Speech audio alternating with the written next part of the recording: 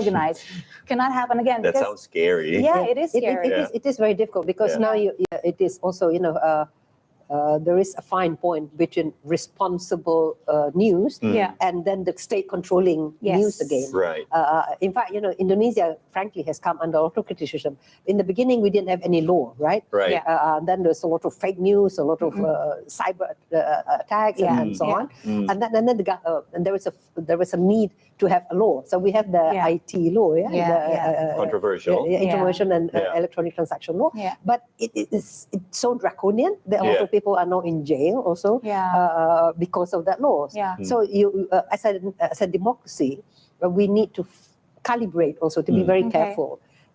Responsibility, but at the same time, democracy cannot behave like authoritarian regimes where they just put a blanket ban, for example.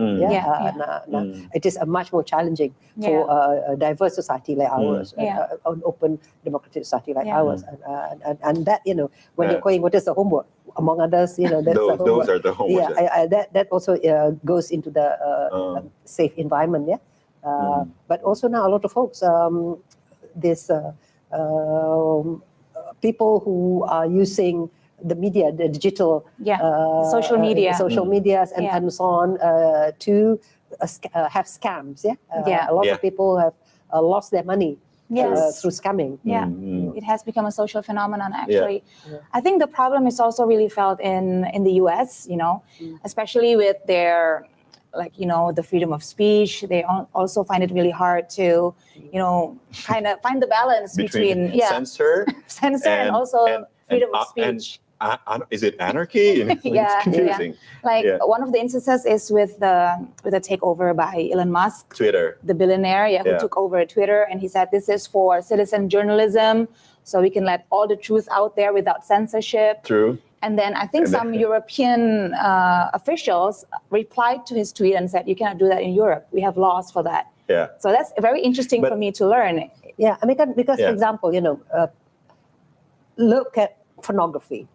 And there's a lot of predators out there targeting children, for example. Are you going to allow predators use Facebook or Meta, social medias, to groom children and to exploit them? And clearly, this is where the government, this is where the government has to come in. So it's really interesting, Professor, because you spoke about the need to calibrate things for the government on the macro level, and then hoping that it would translate also into a lot of the regulations that is in the country and policies and everything. So what are the things that impacted the duration of the calibration of these kind of issues, Professor? Well, that's very dynamic and also very it's context, between cities like Jakarta to more rural areas where people are much more traditional or conservative. Example, maybe there are differences. So you can also imagine different countries. Here, when the impact is universal, but the response has to take context. That where the countries, some countries are more traditional, more conservative, more religious. Culturally. For example, the Saudi Arabia is a member of the G20. Its response to freedom of the media, for example, could probably be very different from the UK. So the G20 countries are very, very diverse, and clearly, they cannot be one template. Clearly, but each, they should adhere to certain universal principles, but at the same time, we believe that democracy, human rights, good governance are universal principles, but countries also implement them contextually, and at a level that are comfortable with them. And at the end of the day, we don't have a super government. There is no authority to impose that, but there are peer pressure. From the other members of the society, members and other countries. So for example, on climate change, it is a national commitment, It is. But each nation has to report what we have done. If we are doing it by ourselves, this is how much we can reduce the emission, for example. Yeah. But if we get assistance, this is how much. So now, do you want Indonesia to go further? Then give us more.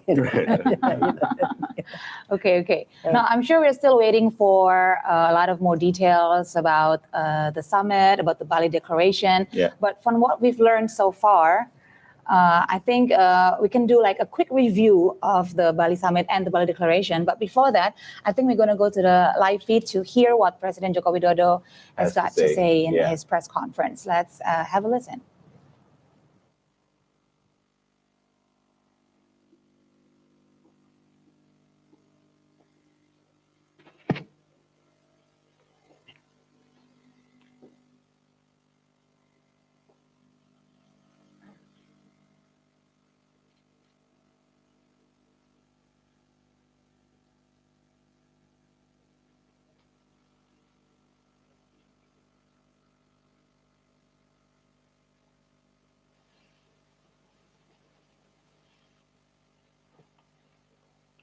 Selamat sore.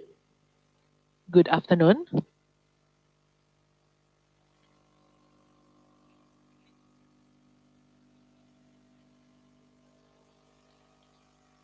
Kepemimpinan Indonesia The Indonesia telah G20 berhasil presidency has successfully menghasilkan produced deklarasi pemimpin G20, a G20 leaders G20 declaration.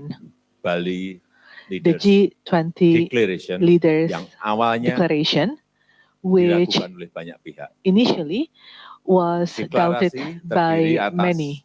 The declaration 52 paragraf consists of 52 dan paragraphs, paragraf yang and sangat diperdebatkan the adalah most debated paragraph penyikapan terhadap was on perang di the Ukraina. stance on the war in Ukraine.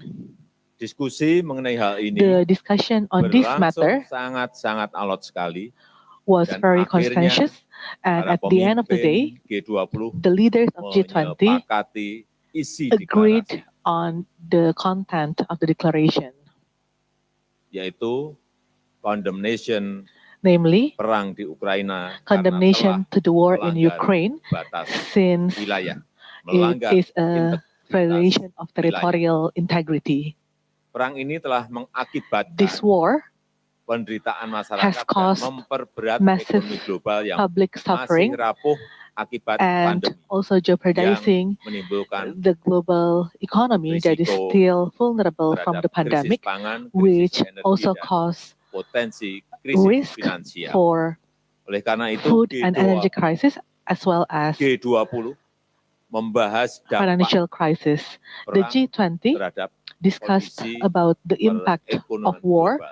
to the global economy condition. Dan beberapa hasil yang konkret telah Some concrete dihasilkan. actions and tangible actions were also Terbentuknya agreed, including Pandemic Fund the yang sampai hari establishment ini of terkumpul pandemic fund, and so far we have raised 1.5 billion US dollars for the pandemic fund. Kemudian pembentukan dan And the establishment and operationalization operasionalisasi of Resilient and Sustainability Resilient Trust and di Sustainability bawah Trust IMF under the IMF sejumlah in the amount of 81.6 million untuk 81.6 membantu billion US negara-negara dollars yang menghadapi to krisis. assist countries Kemudian juga suffering from crisis, Energy Transition Mechanism and also the khususnya energy untuk Indonesia, transition mechanism, especially for memperoleh Indonesia,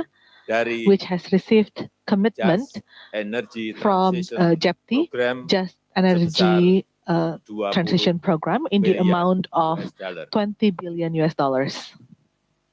Komitmen bersama setidaknya The joint commitment 30% dari daratan dunia dan 30% that at least 30% lautan of dunia the world land dilindungi di and tahun 30% 2030. Ini of sangat the bagus. world sea will be Dan protected melanjutkan by komitmen 2030, mengurangi degradasi and also tanah continue sampai 50% our tahun commitment 2040 to reduce secara land degradation by Saya kira, 50% by 2040 voluntarily.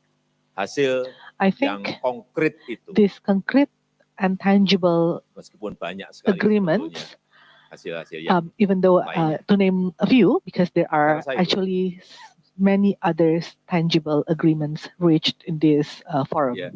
I think that's all. The Silakan. President is pleased to take questions from two journalists, one from Indonesia and one from international media. Silakan. Please, Indonesia dulu. Indonesia first. Indonesian journalist first. New York Times.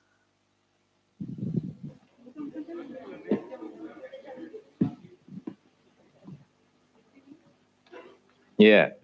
Thank you. Thanks, Pak Jokowi. I'm Sweetie from the New York Times.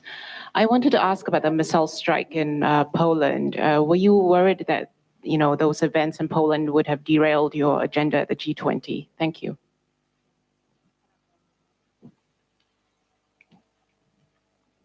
First, I regret the incident in Poland.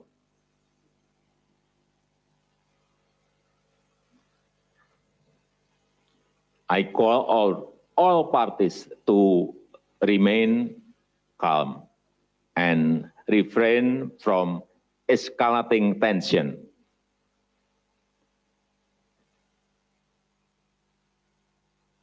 I always state that war will only bring devastation. Therefore, we must stop the war. And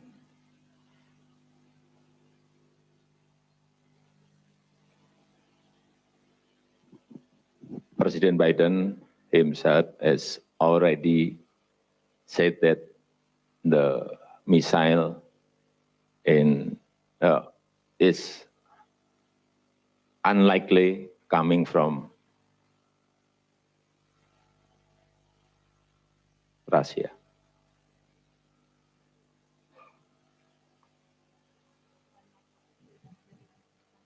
One more question from national media.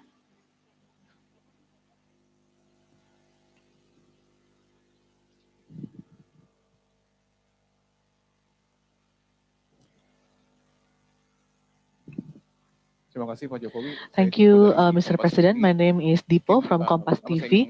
First of all, I would like to congratulate you because this summit has been successfully concluded amidst the increasing geopolitical tension. You mentioned earlier that this declaration is called Bali Leaders Declaration.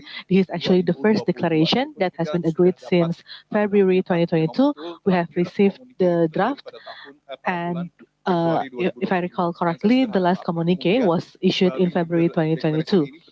Do you think that Bali Leaders Declaration was really agreed by all leaders attending the G20 summit, including Russia? Did Russia also agree on this? And maybe you can also explain.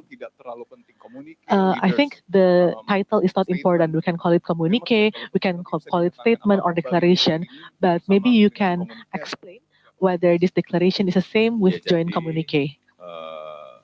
So, paragraf yang sangat diperdebatkan, the most debated paragraph hanya satu paragraf, is only one paragraph, which is our stance on the war in Ukraine. Sampai tengah malam, kita berbicara Until mengenai late ini, midnight yesterday, we discussed about this, akhirnya and at the end, deklarasi Bali dicapai melalui the konsensus. Bali Leaders Declaration was agreed unanimously in consensus. Kami menyepakati bahwa perang We agreed berdampak that negatif the war pada has negative ekonomi global. impact Kira-kira itu. to the global economy. Kemudian More or less pemulihan like that. ekonomi global juga tidak And akan the global tercapai economic tanpa recovery will also not perdamaian. be achieved without any peace. Oleh sebab itu di pembukaan saya Therefore, sampaikan, in the saya menyerukan opening, agar perang in my opening dihentikan. remarks, I called for the end of this war. Selain deklarasi, To para end this pemimpin war. juga telah Aside from the menyetujui Bali untuk Declaration, menghasilkan the leaders kerjasama konkret also di bidang have agreed kesehatan. Tadi on saya tangible sampaikan hasilnya cooperation in the health 1,5 sector. miliar As I mentioned earlier, we have raised untuk 1.5 pandemic fund billion in pandemic fund, transisi energi, as well as the joint, serta the Just Energy Partnership transformasi transition, digital. as well as the Dan digital transformation cooperation. ada perwakilan Rusia, And we also have the Russian representatives KTT saat itu. attended the summit at that time. Meskipun alot, So tetapi telah even though disahkan. the debate was heated, Sudah but cukup nanti untuk everyone selanjutnya has biar agreed, para menteri yang bisa and the Bali Declaration has been announced. And bisa menjelaskan. after this, I would Tapi, like to ask the ministers to tadi saya continue tambahkan with bahwa other explanations, but I would like to add bahwa G20 that itu adalah forum ekonomi, again, I would like to remind everyone that G20 is an Forum. economic forum, finansial, a financial forum,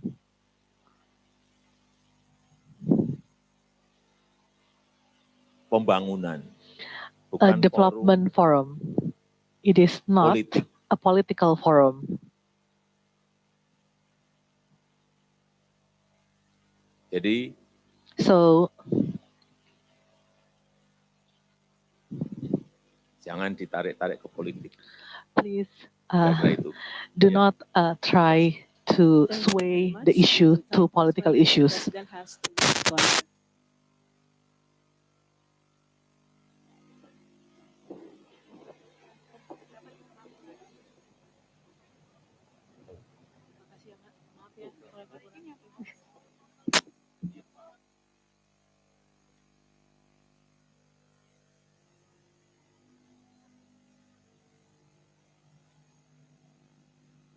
So we just witnessed the press conference by the Indonesian President Joko Widodo. Lots of issues were covered, and would you like to recap on the speech? So President Joko Widodo, who is now taking a picture of Ibu Sri Mulyani, who is also taking a picture of him, or taking a group selfie together with all the journalists. That's a very warm moment between our president with the international media there. And it was interesting to see that he was flanked by Ibu Retno Marsudi and Ibu Sri Mulyani there at the front. But basically, he immediately opened with a statement that the Indonesian G20 presidency has successfully produced a leader's declaration. And he also explained what other people have already heavily discussed, that the most contentious was, of course, the paragraph on the war in Ukraine.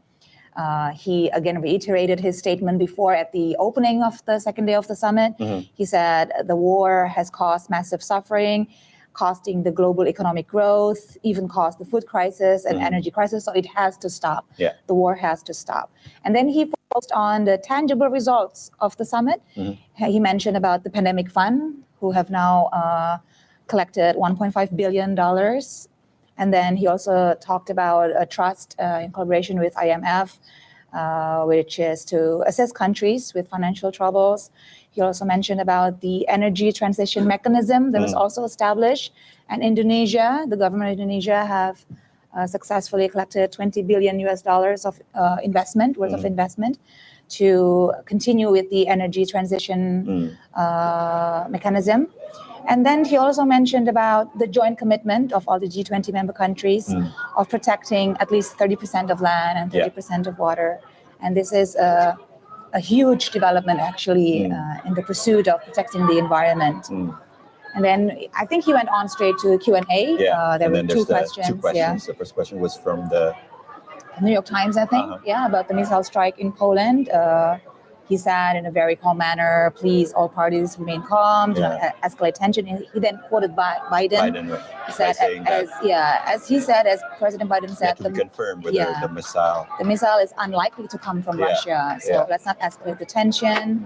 And then the next question was about the Bali Leaders Declaration itself. Was it actually agreed by all members, even Russia? And is this declaration the same with a joint communique? First, he confirmed that yes, it was agreed upon unanimously, including by Russia. It is based on consensus. And then he gave a friendly reminder to all the journalists that Please the don't sway G20, the the issues G20 is an economic forum for financial matters to discuss development, not for political issues. So I hope I didn't leave anything out. no, I think you did it wonderfully. So let's move on to our guest, Professor. So I saw you quite busy typing to your smartphone during the press conference. So please update us about what's going on your thoughts. Well, I mean, these burning questions, is the same the declaration a joint communique or not? Yes. And so I asked my friend, my consultant here. Here I can mention his name, very senior for my diplomat, Dr. Dino Patijala, who is the founder of the Foreign Policy Committee of Malaysia. And I said, Dino, is a joint communique the same as as a leader's declaration? I said, what is the difference? I said, it's no difference. It's exactly the same because some you can call it a joint communique, you can call it a declaration. The most important aspect is that it's based on the agreement of all parties. Because if there is no agreement, then there will not be either a declaration or a joint communique. It will just be a chess. So technically, it is actually the same with a different word of different title. Different title. The Bali Declaration, the Bali Leaders Declaration sounds quite good. Exactly. You saw the press conference. What do you think about what the president was conveying to the press? Well, he explained the fact that that they come to this agreement, to this declaration, and talk about how many paragraphs there are, and what you said, only one paragraph. And he said that there were about 54 paragraphs or something like that, and only one paragraph. The heated discussion is about the war. And that but he mentioned that in fact he came out very strong that there's agreement to strongly condemn to condemn the war, the Russian invasion of Ukraine. In the declaration, it says that it says that most members condemn, certainly condemn. But here the president actually said, there's everybody condemns. Of course, Russia did not condemn, but but the declaration, in fact, expresses a stronger language than we expected, and that there is a consensus. So if there was a question, is there an impact of the missile, whether it came from Russia or not, on the mood on G20? My feeling is that it did have an impact in the sense that the crisis, the feeling of crisis has been heightened. And that, Prof. Dewi, excuse us. I think we're going to go to the live feed first to see what Ibu Retno Marsudi is now saying at the press conference. Let's have a listen. On everything, the negotiation, of course, very long. There are several rounds of negotiation, and the last round of negotiation was started on the 10th of November until the 14th of November. And in that negotiation, sometimes the mandate of the negotiators ended. They cannot negotiate anything further, which means that they need to consult someone higher up in the hierarchy.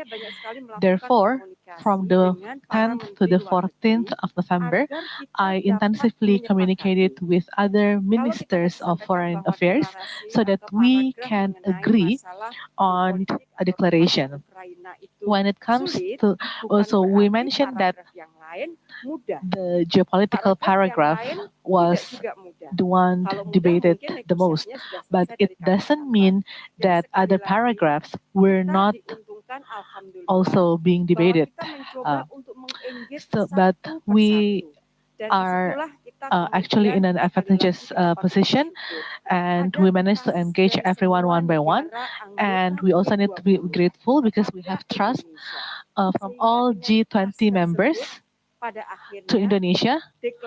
So at the end, we can agree on a declaration. Earlier, the president said that in the beginning, everyone was pessimistic. Nobody was sure or was optimistic that the communique or the declaration can be agreed by all members. This is based on trust. We are deploying our long-standing and long-built diplomacy assets, and we're always trying to bridge any differences, no matter how wide or how deep the differences is. CNN, good afternoon, Ibu Retno, Pak Erlangga, and Ibu Ani. I have several questions. First, about the Leaders' Declaration, paragraph 12. I would like to ask this to Ibu Ani and Pak Erlangga. Paragraph 12 was on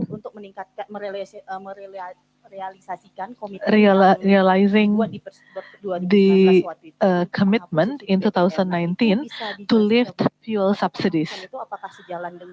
I would like to ask whether this is in line with Indonesia's commitment to transition to green energy. And one question to Ibu Minister Retno. How is the success of Indonesia G20 presidency will affect our international diplomacy power? So that's actually, we agreed to actually lift the fuel subsidy, but the technicalities on how and when will be explained by the Minister of Finance. Paragraph 12 is on the achievement of SDG 7. SDG 7, Goal 7 of the SDG. Access to energy and also eliminating poverty that is stemmed from energy insecurity. But at the same time, energy is also a sector that produces carbon dioxide emissions, one of the biggest sector that produce carbon dioxide emission, including in Indonesia. If we see our NDC, the energy sector is the one that actually produce the most carbon dioxide and also the most hard to achieve in terms of the balance to reduce the emission. But SDG 7 is about how we can close the gap between those who do not have any access to energy or who have access to energy and those who do not have any access to energy. And in this paragraph, we discussed about different measures that should be taken. So, for instance, low emission carbon for energy sector, and among others, we also mentioned about phasing out of fossil fuel and coal. This is actually one of the paragraphs that was not easy to achieve, because in G20 we have Saudi Arabia and UAE that is rich in fossil fuel. So they ask for a more prudent phasing out and more gradual phasing out. And when we talk about transition to green energy, it is not only a matter of subsidy, but also financing to retire or to decommission coal-fired power plant, and also investment for new and renewable energy.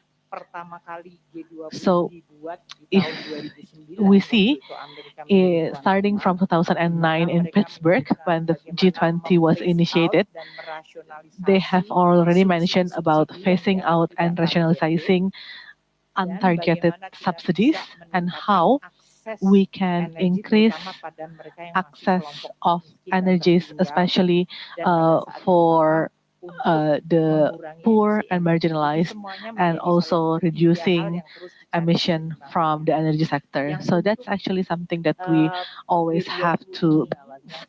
And for G20, as mentioned by the President, for energy transition mechanism, Indonesia received very strong support.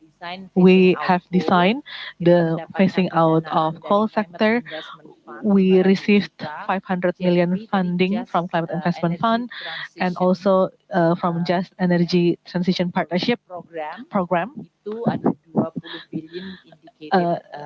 20 billion indicated fund from various sources that can be used and will be dedicated for energy transition. So this is all come in a package. Bu Menteri Luar Negeri, silakan. Madam Foreign Minister. Memang dalam program transisi energi ini, so in this energy transition program, pemerintah Amerika juga melaunch the U.S. government also launched PGII, Partnership for Global Infrastructure dan Investment. PGII, Partnership for Global Infrastructure. And one of them is to paketnya 600 miliar dalam 3-4 tahun ke depan. Transition to green energy. The total package is $600 billion, and including in the package is initiative from Japan and JETP, and we have already received 20 billion fund commitment, which will help us to accelerate the decarbonization in Indonesia. So the question was how the world sees our achievement. I think let the world answer this. We should not assess or grade ourselves, but from what I see in the beginning, many or almost everyone were pessimistic. Everyone said that, oh, no leaders' declaration will be produced. And in other international fora, in almost all international fora, leaders' declaration were not agreed. But by producing a leaders' declaration that is agreed by all members of G20, this is actually something amazing. We started from differences, but we see that there are some commonalities, there are some issues in which we can cooperate in. So in the beginning of our presidency, and after February, we communicate with all members intensively. We ask them, are we still going to cooperate? And everyone answered yes. So from that small commitment, we try to capitalize on that. We try to use that as leverage, and the result is this declaration. The presidency is about negotiation, and the most important factor here is trust, and we have the trust from all members. 2 more questions.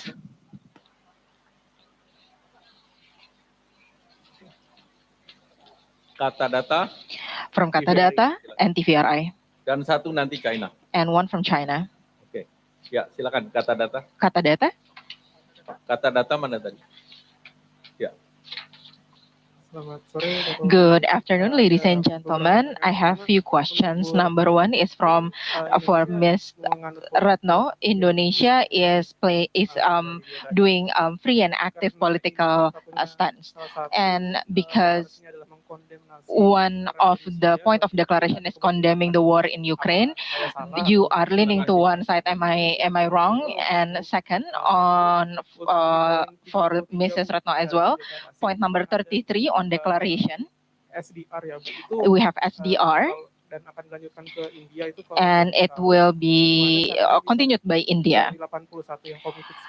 How can we get to 100 million out of the 81 million right now, and where do the commitments come from? There are many parties seeing that free and active are neutral. I think free and active means that we are free to determine the position, opinion, and actively contributing to achieve peace globally. And we are known in our foreign policies to implement principle-based policies as contained in UN Charter, and you can see the consistencies in implementing this. When we are talking about territorial integrity, very clear, consistently. Terkait dengan SDR melalui On SDR,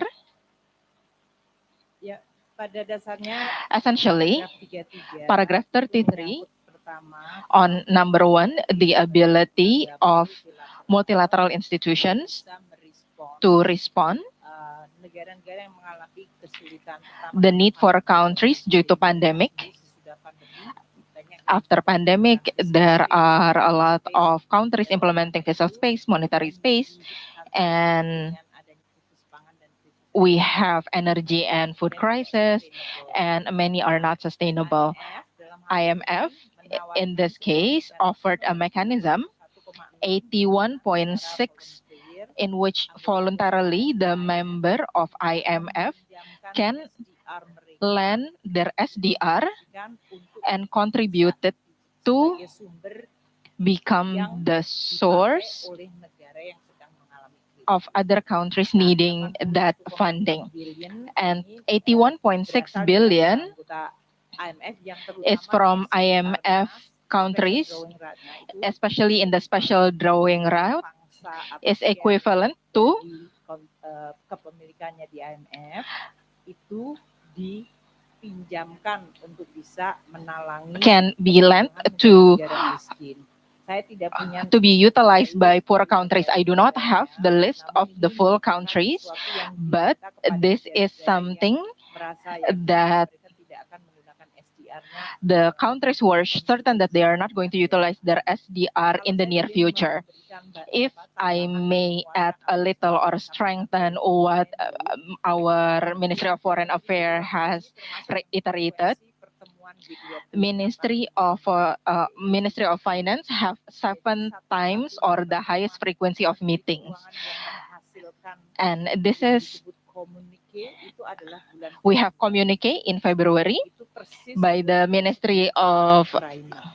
That's the only communique before the war in Ukraine, and after that we are unable to produce communique. We only have chair summary, but this to illustrate the differences, the condition before and after the war happened, as iterated before by the Ministry of Foreign Affairs and our president. And until last week, we still have a joint finance and health meeting.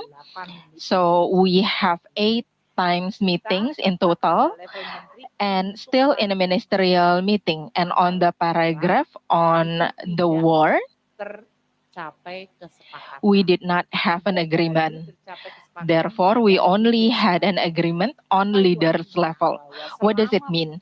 It means that during the process of negotiations that take months, the members of G20 fully respect Indonesia's position, that continuously try to bridge the differences, and we are not trying to isolate other countries and continue to create momentum for cooperation. And that is one of the factors under the leadership of President Joko Widodo is very clear that we have the respect and trust. Lastly, from China, ditunggu juga. Because we have limited time. Prime Minister, your president. Yes, I'm from China Central Television, the Chinese media group.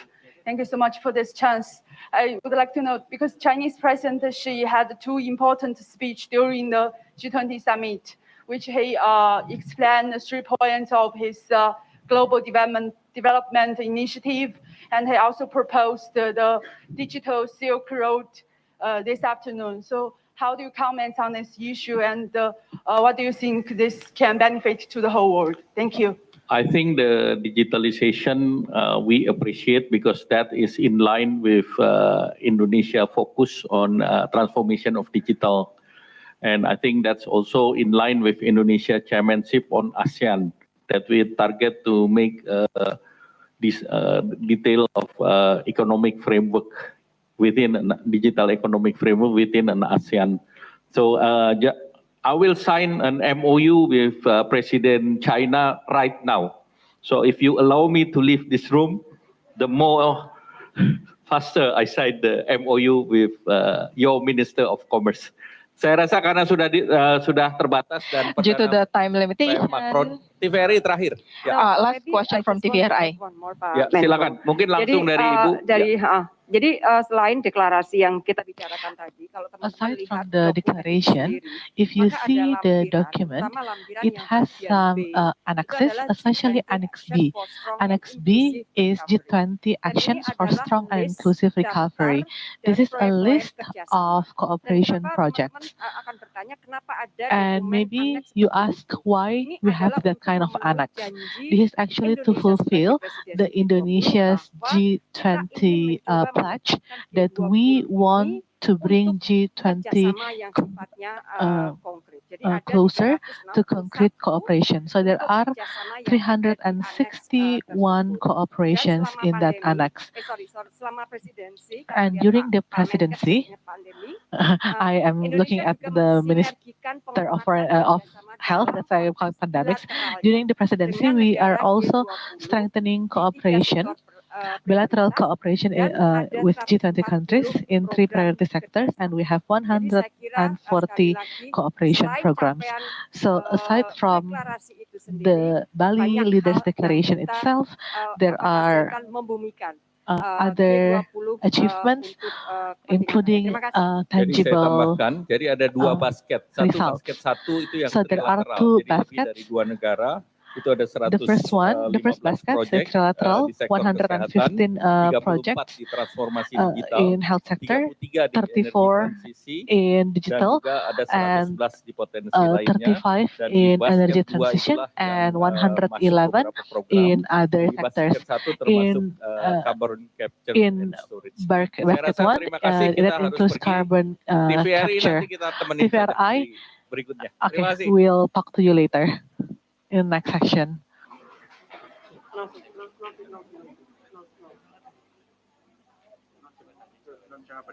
Keluar. Yang finance yang ini. Ya, semua. Nanti orang Prancis ya. Nanti orang Prancisnya ya. Orang Prancisnya akan. Tinggalkan aja ruangan. Jelas.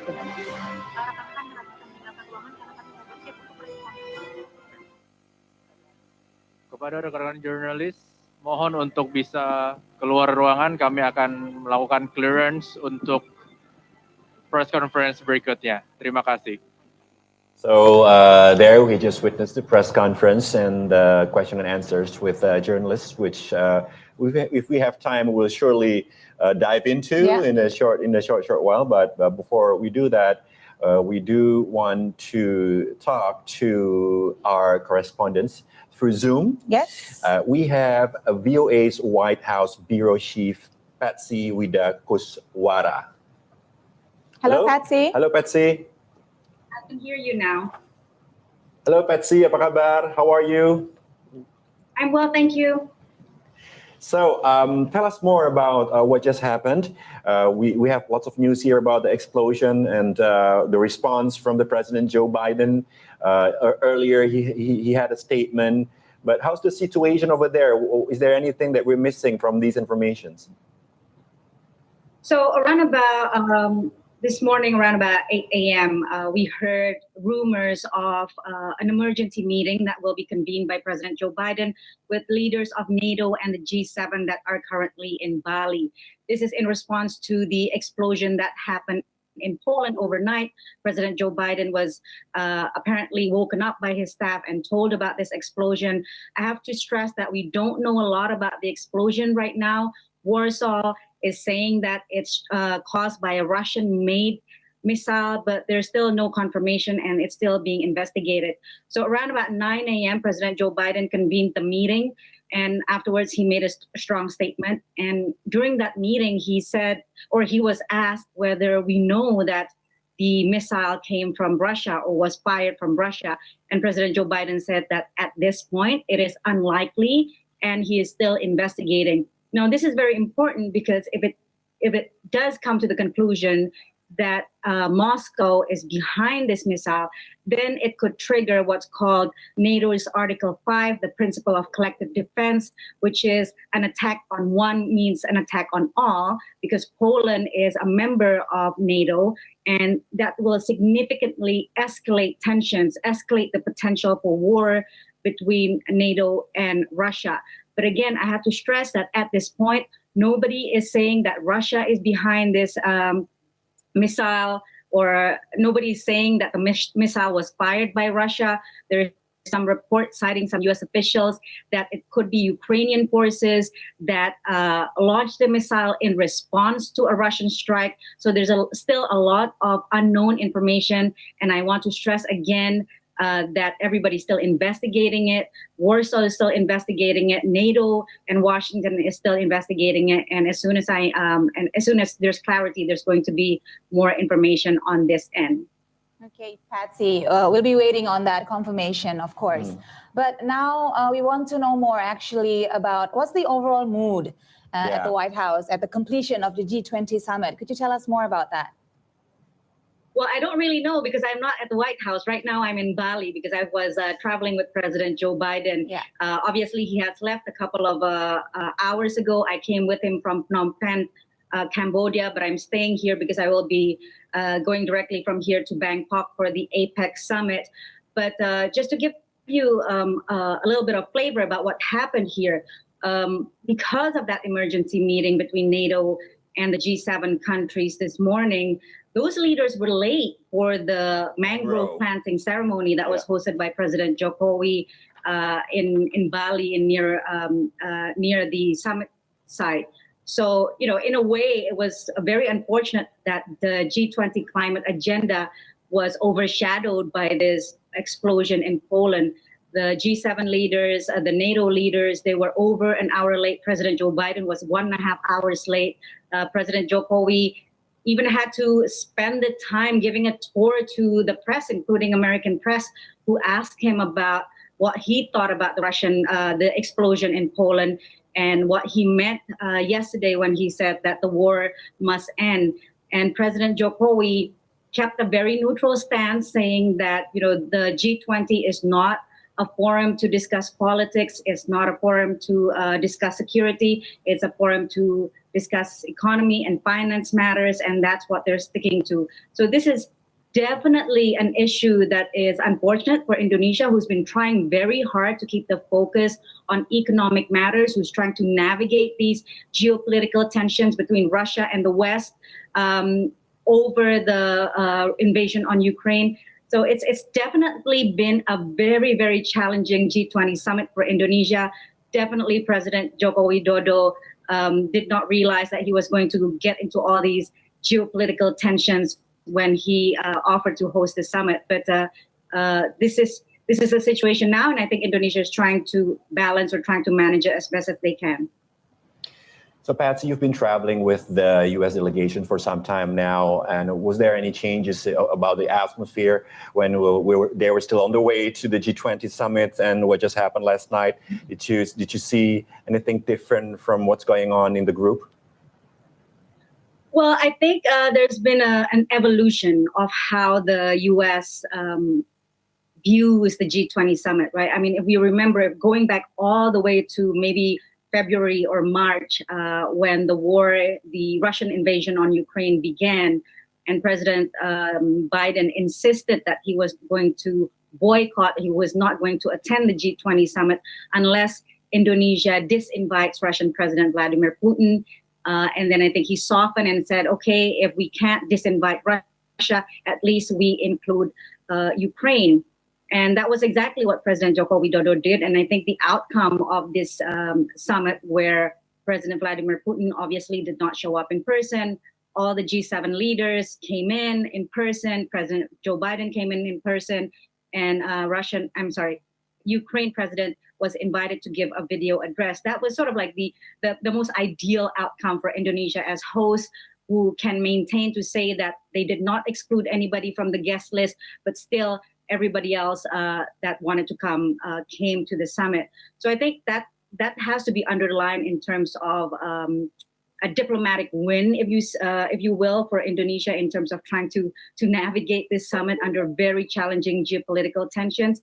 In terms of what happened yesterday, I think, you know, it's the situation is still very fluid. Obviously, President Joe Biden left Indonesia under very good terms. Yesterday, you saw that he and President Joko Widodo announced this infrastructure investment financing together with Ursula von der Leyen of the European Union, European Commission. So, overall, it's a diplomatic win for President Joko Widodo, considering that not only President Biden came and made this announcement with President Joko Widodo, but he also met with President Xi Jinping.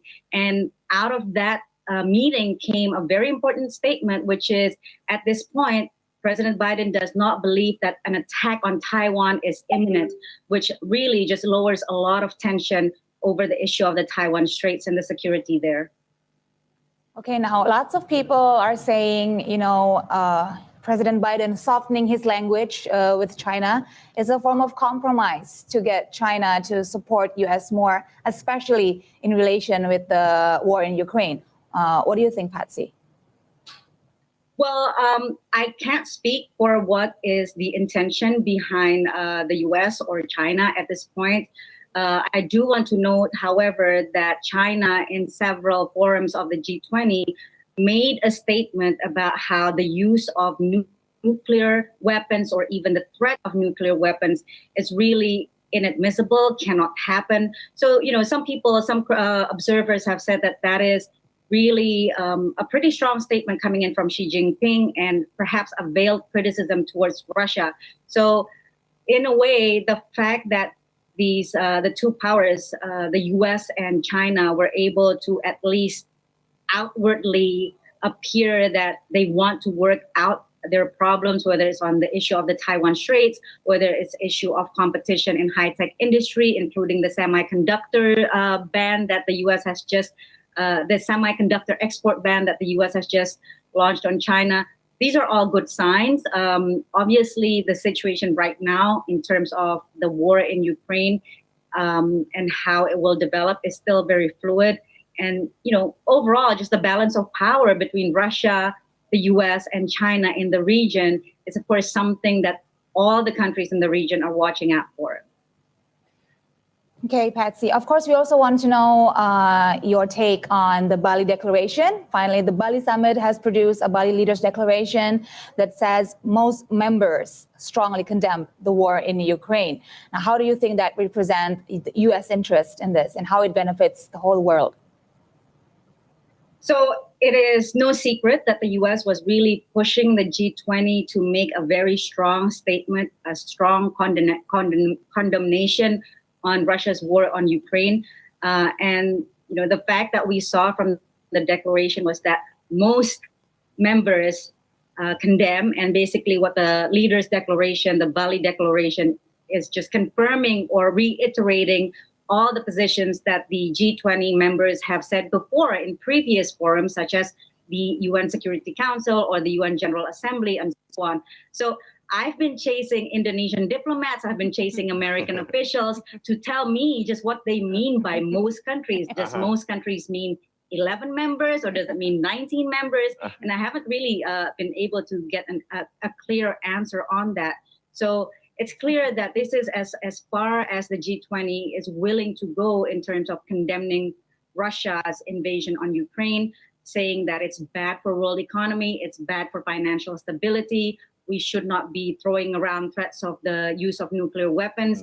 But, I think a lot of the reporting on this that says the G20 members deplore Russia's actions or Russia's aggression in Ukraine, I think is a little bit overstating it, because if you read this statement very carefully, it's really just reiterating the positions that the G20 members have done in previous forums, saying that most of them don't agree or most of them condemn Russia's invasion, but not all. And so the problem, I think the challenge here is to figure out, for reporters like myself, to figure out where each country's position is on this. But I think it's quite clear if you look at previous statements, which countries are on which camp on this issue. It's quite interesting, and lots of situation is still developing. So Patsy, last questions. Any other updates that we haven't asked you during your experience as a correspondent during the G20 in Nusa Dua, Bali?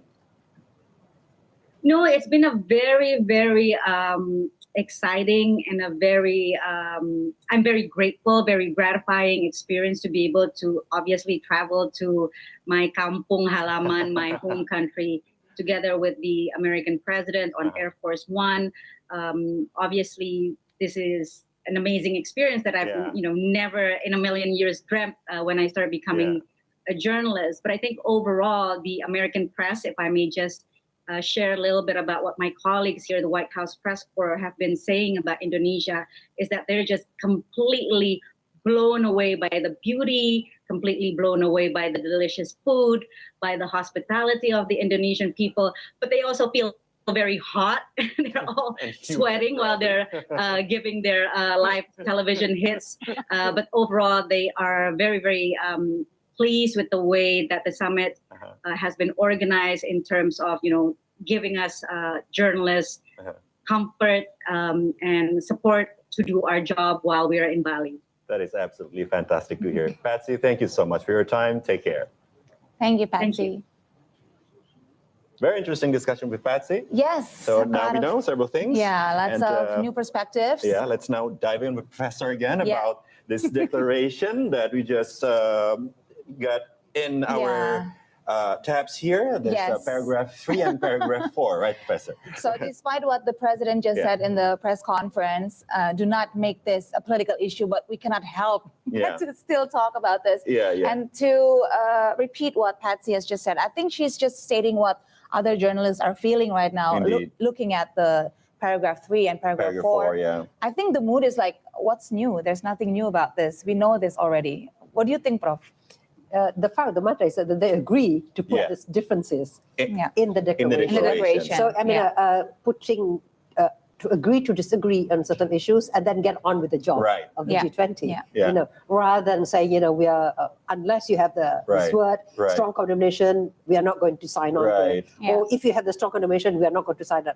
They've gone away with that. They avoided that by just stating the fact as it is, that there is this the clear national positions, which it is open to public record. How country voted in the UN, or how the members of the Security Council, voted on certain issues. Of course, in Security Council they will never agree on anything because Russia is a permanent member.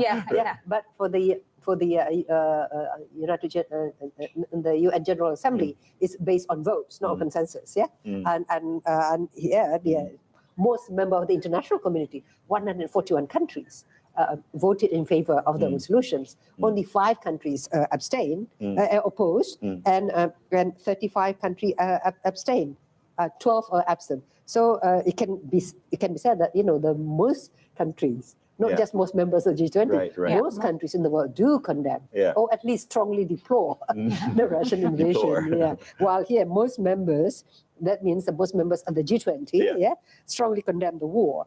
That means most means that is, we can say, is it more than half? If it's more than half, it's a majority. If it's if it's 2/3, that will be most. That will be most. Even a little bit more than half, already most. If it's 11, it's a majority. A majority. All right, that's right. Okay. So everybody from the president to the ministers, Ibu Retno Marsudi, Ibu Sri Mulyani, are saying that the summit is a success. They get all the leaders to agree on a Bali Declaration. But what do you think, Prof. Dewi? What is the biggest success of the summit? What are our biggest lessons? What have we learned during this presidency? I mean, we were sitting here yesterday, and we were the $6 million question is whether going to be a joint agreement, a joint language, and now So we can say that it is a success. The ultimate ambition to come out with a consensus on the outcomes of the G20 summit, whether it's called a joint communique or whether declaration. it's a Bali leaders declaration. The results are the same. They agreed on this, and I think that we should all congratulate the host, the organizers, for this substantive outcomes. But also the most important thing is that we have not heard of major complaints, no breakdown in Wi-Fi connections, for example, no breakdown, no glitch, no annoying glitches in the logistics. So in terms of the event itself, the protocol side of it, the logistics side, everything seems to be going smoothly as expected. When there is no complaints, people don't make any mention about it sometimes. You know, usually when things go bad, then you hear something. When people don't say anything about the food or about the media center, you know, that means everything is going well. Okay, so so it's good, except for the slight delay in today's mangrove, then due to the incident because of the emergency meeting called by President Joe Biden, everything went according, you know, to schedule. Even then, it was adapted quite professionally, and even then, you know, they planned to stop at 3 p.m. right? And they managed to do that. The press conference went according on time, and President Biden was able to take off on time. So everything was, you know, was according to plan. Which, as you know, when there's no bad news, is good news. So I think that, you know, we should be grateful. We should be thankful that our joint prayers, you know, have been answered. Well, that's so good to hear. I think it's safe to say that we can end today with, you know, positive sentiment. It's on a high note, and everybody could be happy, you know, about this. I mean, we are not happy about the crisis that seems to be escalating. You know, of course. More uncertainty. You know, there's a big question mark about who actually send those missiles to, you know, shot those missiles to Poland, because it's say Russian-made missiles, but the whole of the former Soviet bloc probably use that, you know, and other countries import also, you know. So it doesn't automatically mean that it originates from Russian soil, you know. So we have to wait and not make the speculative remarks about it. So the situation is still developing. So it's very, very wait and see stance about the facts. Maybe we should just focus on our wins for today. Savor all the good, you know, feelings that are circulating now around the delegates, especially the Indonesian delegates. Kudos, of course, to the organizers, to the committee for successfully conducting 2 days of summit. It produces the Bali Declaration, which is essentially and technically a joint communique, so another huge win. Maybe tomorrow we can discuss about, you know, the itty-bitty details of, you know, the different point in the paragraph. Yeah, but that's an important question. You know, one of the questions posed from the press to Ibu Retno, the word strong condemnation has been put in the language of the declaration. Doesn't mean that Indonesia's free and active foreign policy, we are taking side. And Ibu Retno made it very clear, free and active foreign policy does not mean and never means neutrality. Because Indonesia takes a very principled stance about international law. Based on the UN Charter. And the UN Charters. And invading a country, violating the sovereignty of a country and violating the territorial integrity is a clear violation of the international law. And Indonesia is not neutral on that. Because Indonesia supported the UN resolutions on against Russian invasion and also the UN resolutions against the annexation of the territories by Russia. We just got information that coming up is the press conference from the French President Emmanuel Macron. Let's take a listen. À cet égard, j'ai pu parler ces dernières heures et encore il y a quelques minutes aux autorités polonaises. Je leur ai présenté nos condoléances pour les victimes des tirs de missiles qui ont atteint le territoire polonais hier. Je leur ai dit ma solidarité et nous avons exprimé l'engagement aux côtés de la Pologne pour mettre en situation de faire pleine clarté sur ces analyses. All the necessary light is shed on these events. We're currently cooperating with Poland to find out exactly what happened, and we're doing it with all of the allies with whom we met this morning. I also called the President Zelensky, who took the talk twice on the occasion of the G20, and I expressed France's solidarity further to the many missiles tried on Ukraine yesterday. Between 80 to 100 Russian missiles were sent on the Ukrainian territory yesterday. It was a very difficult day, and all of that being orchestrated by Russia. But like I said, with the choice that we made and in coherence with our belief over the past few months, is really not to prevent any division of the G20. It is not, of course, for the G20 to put an end to the war or to decide about peace, but at least for this summit, we managed to send a very clear message to prevent any escalation, to prevent a partition of the world. And I believe that in this respect, notwithstanding the various sensitivities, there was a clear message sent by the international community, in particular sent to Russia. This is the reason why the first important conclusion of this summit is that the G20 certainly did not turn a blind eye to the war.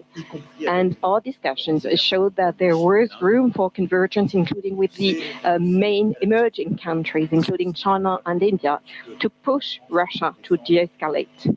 And this is very much in coherence with what France defended in New York in September at the UN. Even though Putin did not come, the message sent across by the major economic powers in Bali is very clear. The vast majority of the members of the G20 explicitly condemn the war in Ukraine. This is a fact. We could see it at the United Nations on the occasion of the latest resolution, but the G20 is also taking note. The resolution, the UN resolution, just like the communiqué also expresses a large G20 consensus, including with China and India.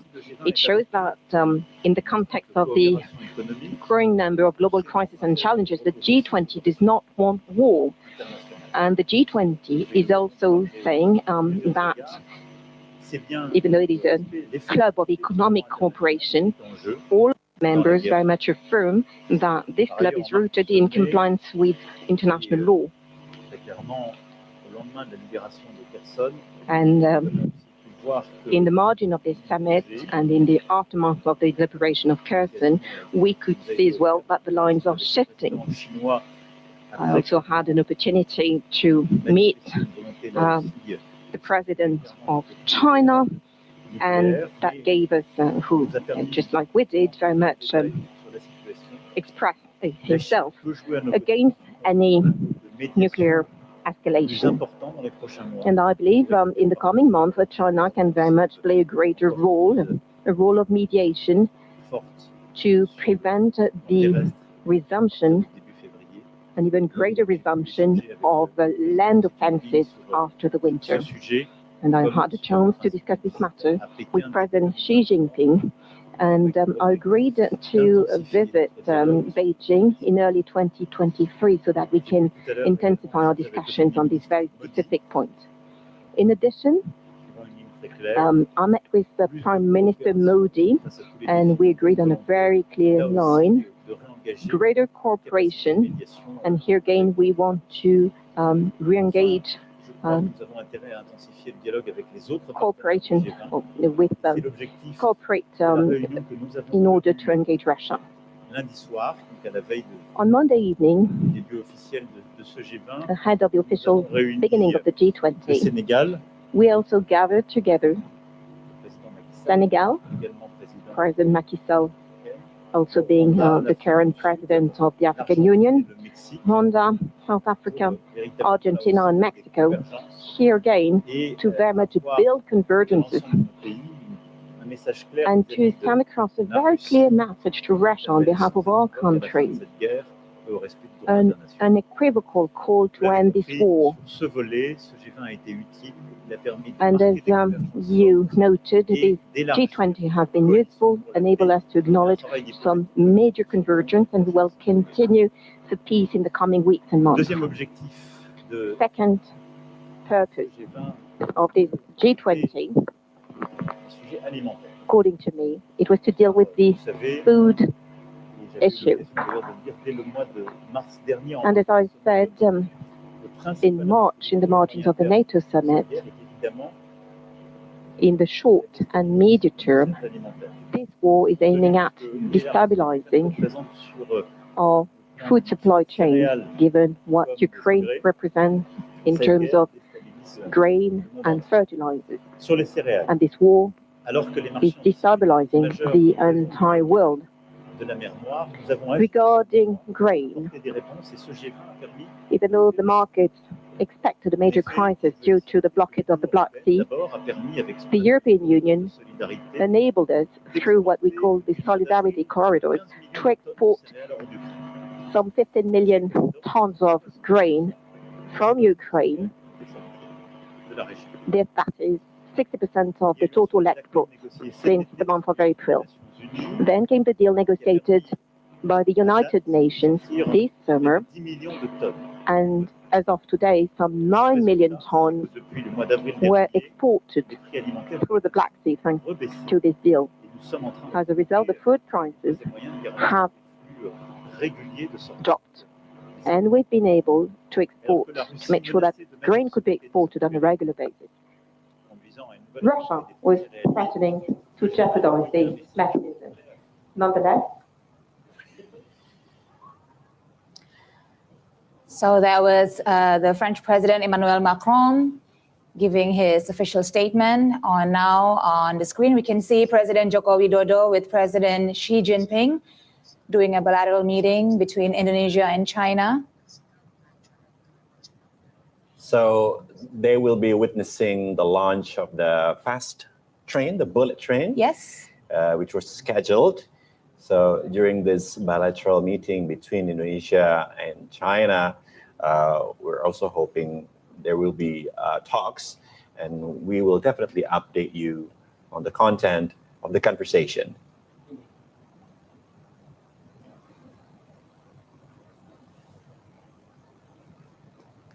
So as you can see, although the Leader Summit has ended, but there's still there's still lots of going on actually. Now, this bilateral meeting between Indonesia and China is, of course, one of the biggest agenda in President Joko Widodo's itinerary during the G20 Leader Summit. And definitely one of the most anticipated talks and event. And here we have two head of state arrived already at the premise.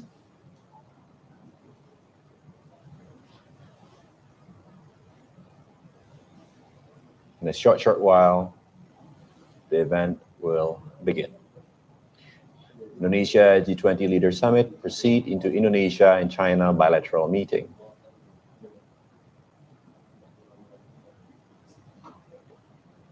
Delegations are getting ready.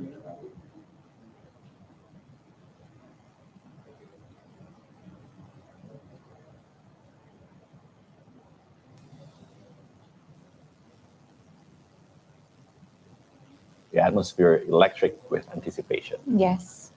Assalamualaikum warahmatullahi wabarakatuh. Om Swastiastu. Shalom. Namo Buddhaya.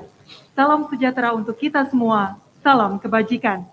Bapak Ibu yang kami hormati, selamat sore dan selamat datang dalam rangkaian acara Pertemuan Bilateral Republik Indonesia dan Republik Rakyat Tiongkok. 祝福大家平安喜乐。尊敬的先生们、女士们，下午好，欢迎出席印尼中国双边会议系列活动。 Selamat datang kepada yang terhormat Presiden Republik Rakyat Tiongkok Yang Mulia Xi Jinping。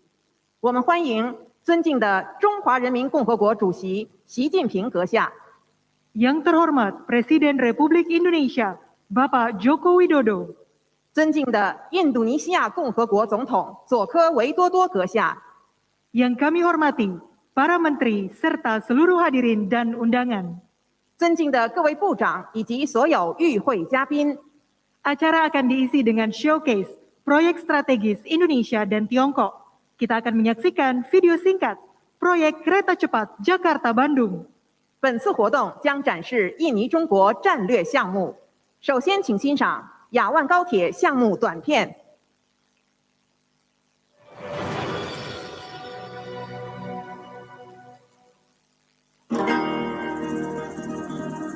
Kereta cepat Jakarta-Bandung menghubungkan ibu kota Indonesia, Jakarta dan Bandung, kota wisata terkenal, dengan total panjang 142,3 km. Kecepatan operasi maksimum 350 km per jam. Sepanjang jalur terdapat 4 stasiun pemberhentian, yaitu Stasiun Halim, Karawang, Padalarang, dan Tegaluar. Struktur geologis di sepanjang jalur kereta cepat Jakarta-Bandung sangatlah kompleks. Dibangun dengan teknologi canggih dan matang dari kereta cepat Tiongkok dan menggunakan beltless track tipe lempeng CRTS-3 Tiongkok, bantalan jembatan peredam guncangan, serta sistem kontrol kereta CTCS-3, sistem peringatan dini gempa, sistem informasi cerdas, dan membuat rangkaian EMU yang dirancang khusus untuk kereta cepat Jakarta-Bandung. Atas dukungan langsung dari Kepala Negara Tiongkok dan Presiden Indonesia, serta upaya bersama dari kontraktor Tiongkok dan Indonesia, pembangunan kereta cepat Jakarta-Bandung telah mewujudkan banyak pencapaian penting sejak pembangunan skala penuh dimulai pada Juni 2018. Semua konstruksi terowongan dan jembatan telah selesai. Pemasangan rel telah dimulai di jalur utama. 14 km telah memenuhi persyaratan pengujian. Melalui sinergi, pekerjaan persiapan operasi telah dilaksanakan dengan baik. Setelah kereta cepat Jakarta-Bandung selesai dibangun dan beroperasi, waktu tempuh perjalanan Jakarta-Bandung akan dipersingkat dari 3 jam lebih menjadi 40 menit. Ini akan secara drastis memperbaiki kondisi lalu lintas setempat dan akan sangat bermanfaat dalam mendorong pengembangan ekonomi dan sosial di sepanjang koridor. Memperdalam kerjasama pragmatis antara Tiongkok dan Indonesia, dan bersama-sama meningkatkan pembangunan dalam prakarsa sabuk dan jalan dengan poros maritim dunia yang berkualitas tinggi.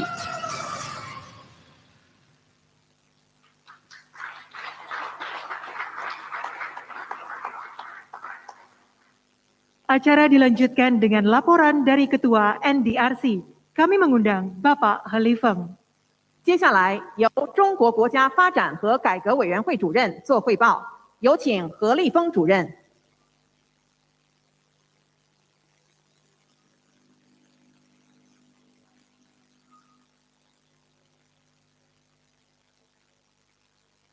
尊敬的习近平主席，尊敬的佐科总统，各位来宾，在两国元首的亲自关心、亲自推动下，雅万高铁全面开工建设以来，双方团队始终以时时放心不下的责任感，攻坚克难，项目建设持续取得新的进展。雅万高铁是新时期中印尼务实合作的重大项目，开启了共建“一带一路”重大项目投资、建设、运营合作模式的新篇章，弥补了印尼铁路工程技术的多项空白，创造了大量的就业机会，培养了一批高铁建设运营的技术人才和职工队伍。雅万高铁作为印尼乃至东南亚国家的首条高铁，将为印尼工业化、城镇化注入增长的动力，必将成为带动印尼经济社会发展的幸福之路。我们将继续认真贯彻落实两国元首的重要共识，走稳雅万高铁建设的最后1公里，争取尽快高质量建成通车，推动共建“一带一路”倡议与全球海洋支点战略合作结出更多的硕果。谢谢。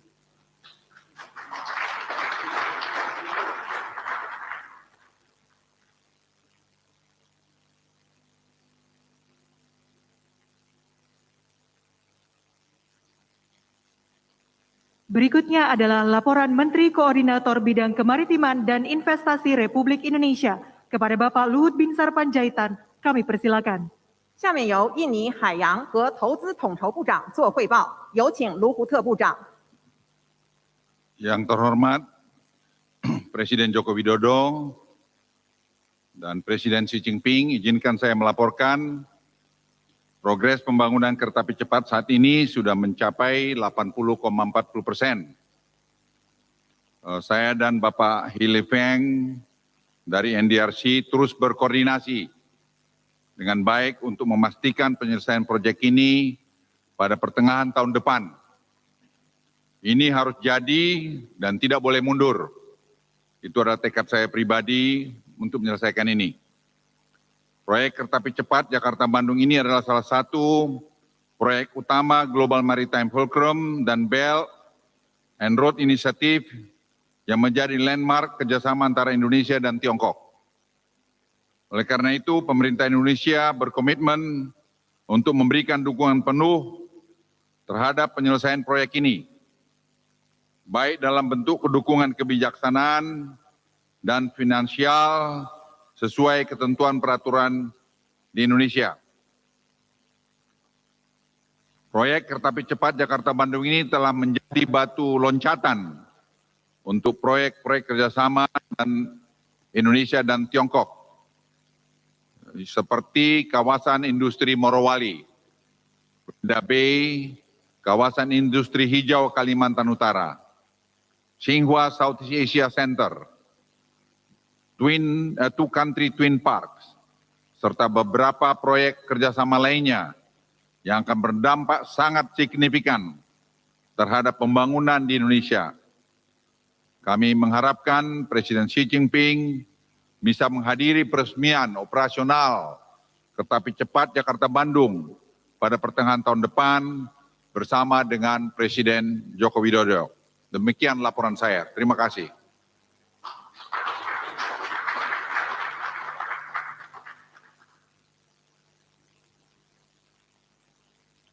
Hadirin, kita telah terhubung melalui koneksi video antara Nusa Dua Bali dengan stasiun Tegaluar Bandung untuk melaksanakan operational trial kereta cepat Jakarta-Bandung. 各位来宾，我们已通过视频连线巴厘岛努沙杜瓦和万隆德卡鲁尔站，进行亚万高铁试验运行。 Kami persilakan kepada masinis dari stasiun Tegaluar Bandung untuk menyampaikan laporan. 请万隆德卡鲁尔站司机汇报情况。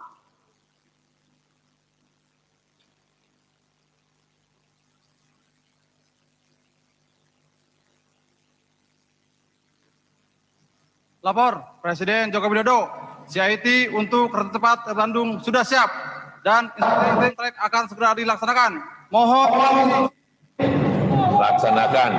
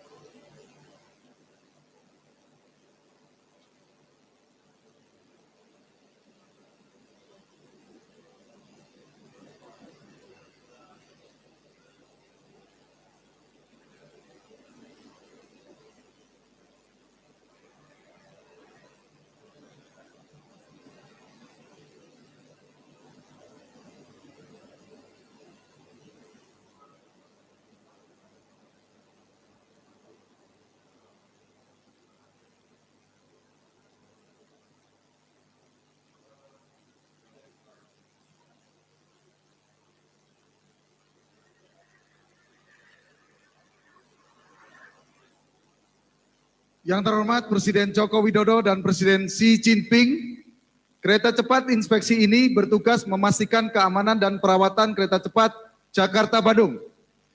Dilengkapi teknologi canggih dan teruji, kereta ini mampu mendeteksi lebih dari 60 parameter teknis secara real time. Mulai dari status peralatan jalur, listrik aliran atas, komunikasi persinyalan, dan respon dinamis kereta, termasuk deteksi potensi isu dari operasional dan kondisi di lingkungan sekitar. Tim teknis terlatih akan berlangsung melakukan perbaikan yang diperlukan. Kereta cepat inspeksi ini akan dijalankan di setiap hari sebelum jalur kereta digunakan untuk kereta penumpang. Terima kasih, Sisi.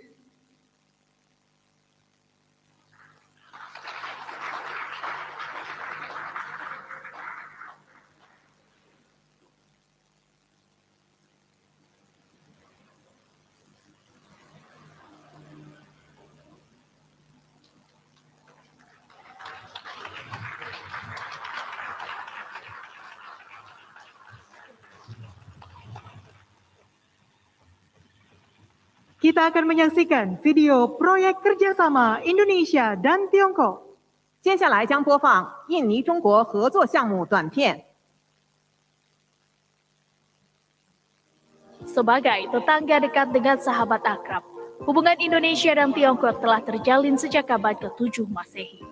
Selama berabad-abad, kedua negara telah melakukan kerjasama, mulai dari perdagangan barang hingga pertukaran ilmu pengetahuan, serta budaya di sepanjang jalur sutra maritim kuno. Saat ini, rute perdagangan kuno ini telah berkembang menjadi platform kerjasama Belt and Road Initiative. Indonesia telah berhasil mensinergikan BRI dengan poros maritim global melalui penandatanganan MOU on jointly promoting the BRI cooperation pada tahun 2018 yang membuka era baru kerjasama strategis dan konkret antara Indonesia dan Tiongkok.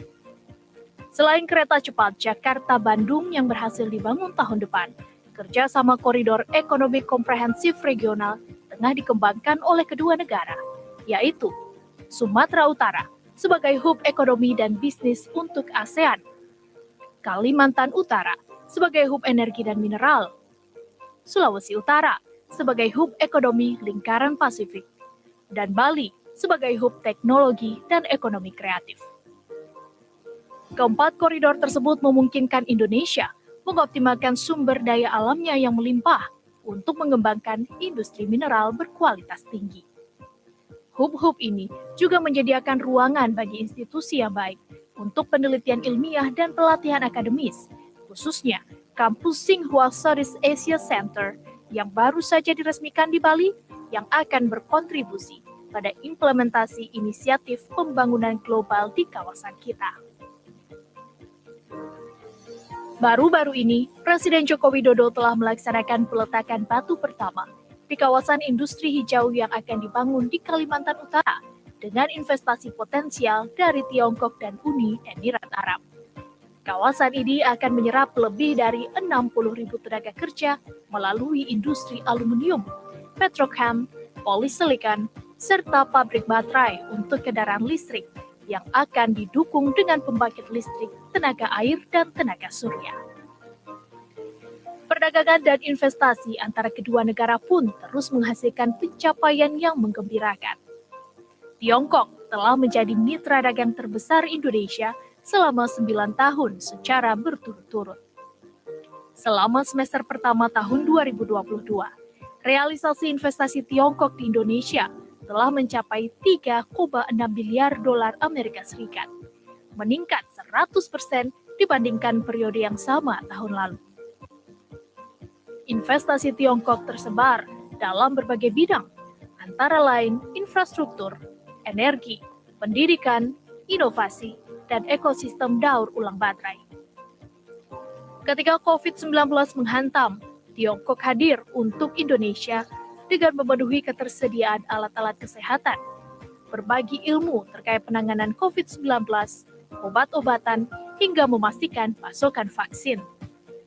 Tiongkok juga telah mendukung Indonesia membangun hub regional untuk manufaktur vaksin dengan mengembangkan industri bioteknologi dan perawatan kesehatan dalam negeri. Melalui Abogen, Tiongkok mendukung perusahaan biofarmasi Etana Biotechnologies untuk menjadikan Indonesia negara pertama di ASEAN yang mampu memproduksi vaksin COVID-19 berbasis platform mRNA. Tidak hanya itu, ke depannya Indonesia dan Tiongkok akan mengembangkan industri obat-obatan herbal melalui Taman Sains dan teknologi herbal yang sedang dibangun di Humbang Hasundutan, Sumatera Utara. Dunia berada di tengah tantangan menghadapi ancaman krisis pandemi, pangan, energi, inflasi, dan stagnasi. Saat masa sulit ini, sebagai sesama anggota G20, Indonesia dan Tiongkok telah menunjukkan pentingnya kemitraan, sinergi, dan solidaritas. Hubungan kita akan makin kokoh dan kuat. Bergandengan tangan, kita akan bergerak maju. Bersama-sama, kita membangun komunitas senasib sepenanggungan Indonesia-Tiongkok.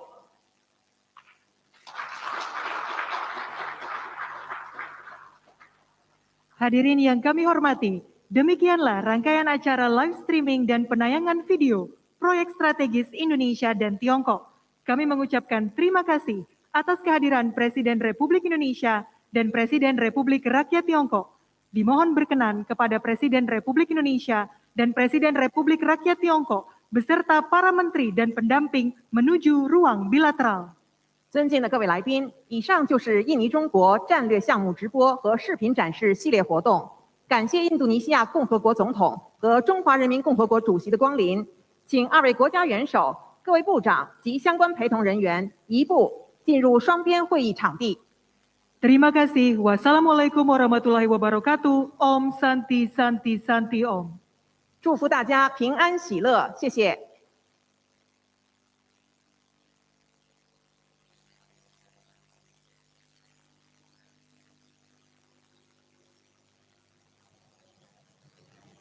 So here we can see dear viewers, after the videos that have been played, now the two head of the countries are heading towards the premise to start doing the virtual launch trial of the train, and to conclude today's event, bilateral meeting between Indonesia and China.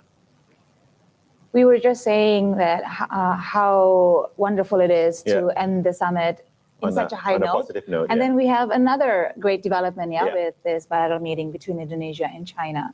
So I hope this signifies a really good economic collaboration.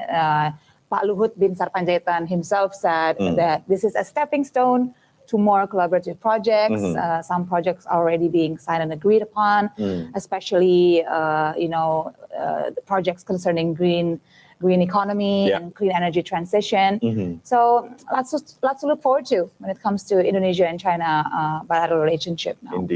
Indeed. Now let's go back to our summary and review on the G20 summit results. We've been speaking quite in depth about the summit, about the articles. So maybe one last closing remarks about today's summit. Well, I think that, as you mentioned, it has ended on a high note.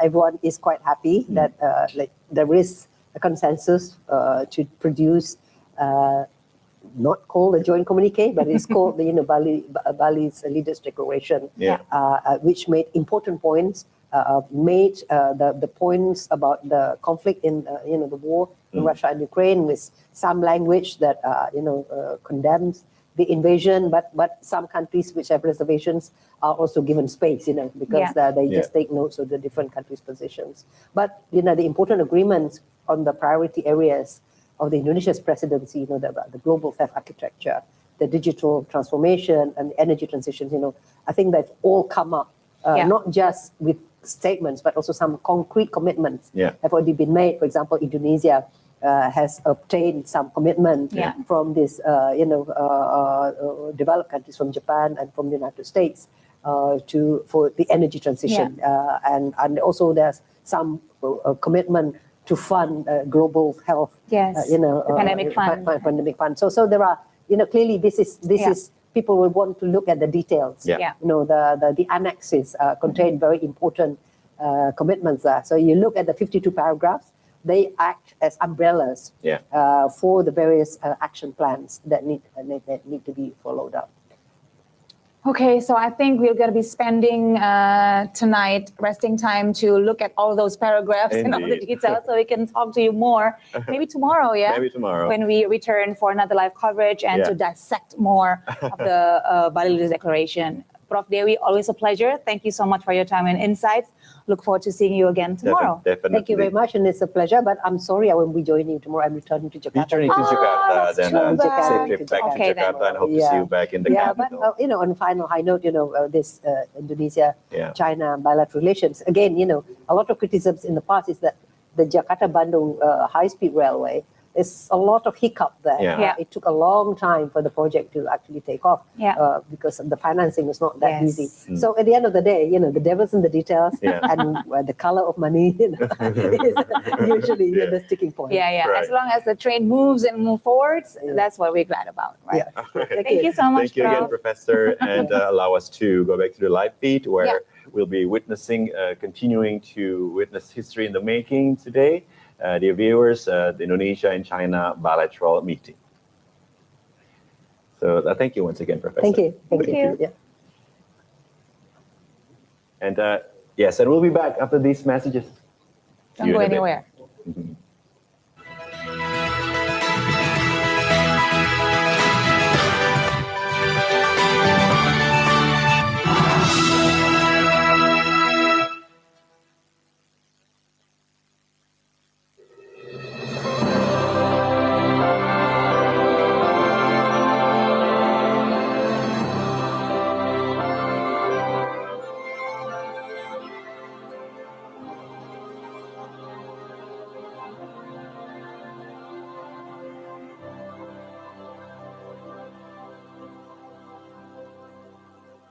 People of the world, we are in jeopardy. Striving times to act in solidarity. Our wish to heal the world, we shall do whatever must be done.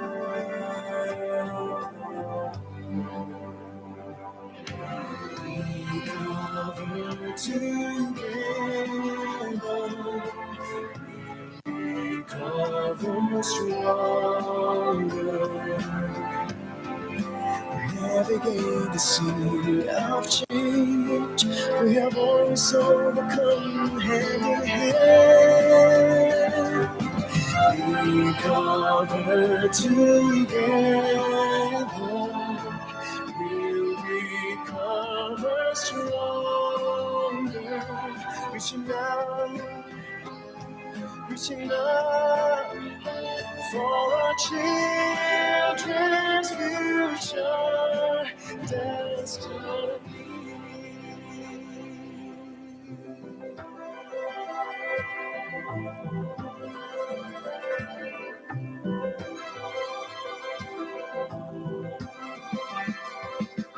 I wish heal the world. Whatever must be done, we cover together. We cover stronger. Navigate the sea of change. We have always overcome hand in hand. We cover together. We'll recover stronger.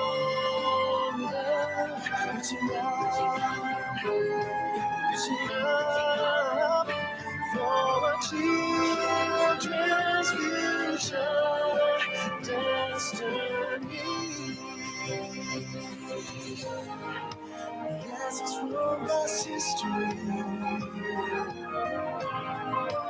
taking us ahead.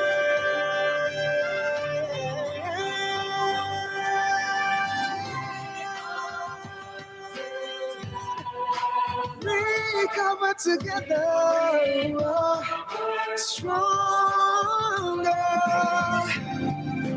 Navigate the sea of change. We have always overcome hand in hand.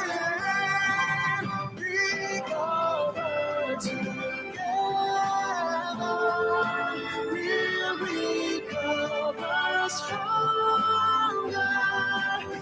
Reaching out for children's future. children's future, their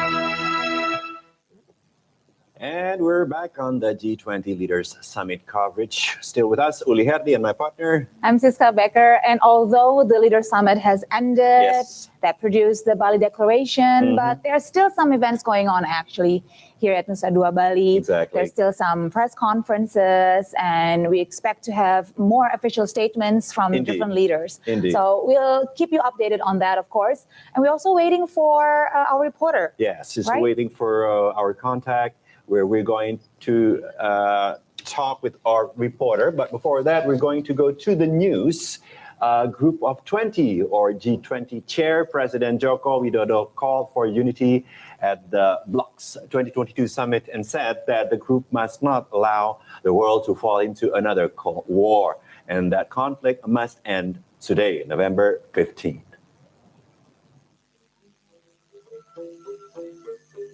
Chair of the Group of 20, G20 Indonesian President Joko Widodo called for unity at the bloc's 2022 summit on today, November the 15th, saying the group must not allow the world to descend into another Cold War and that conflict must end.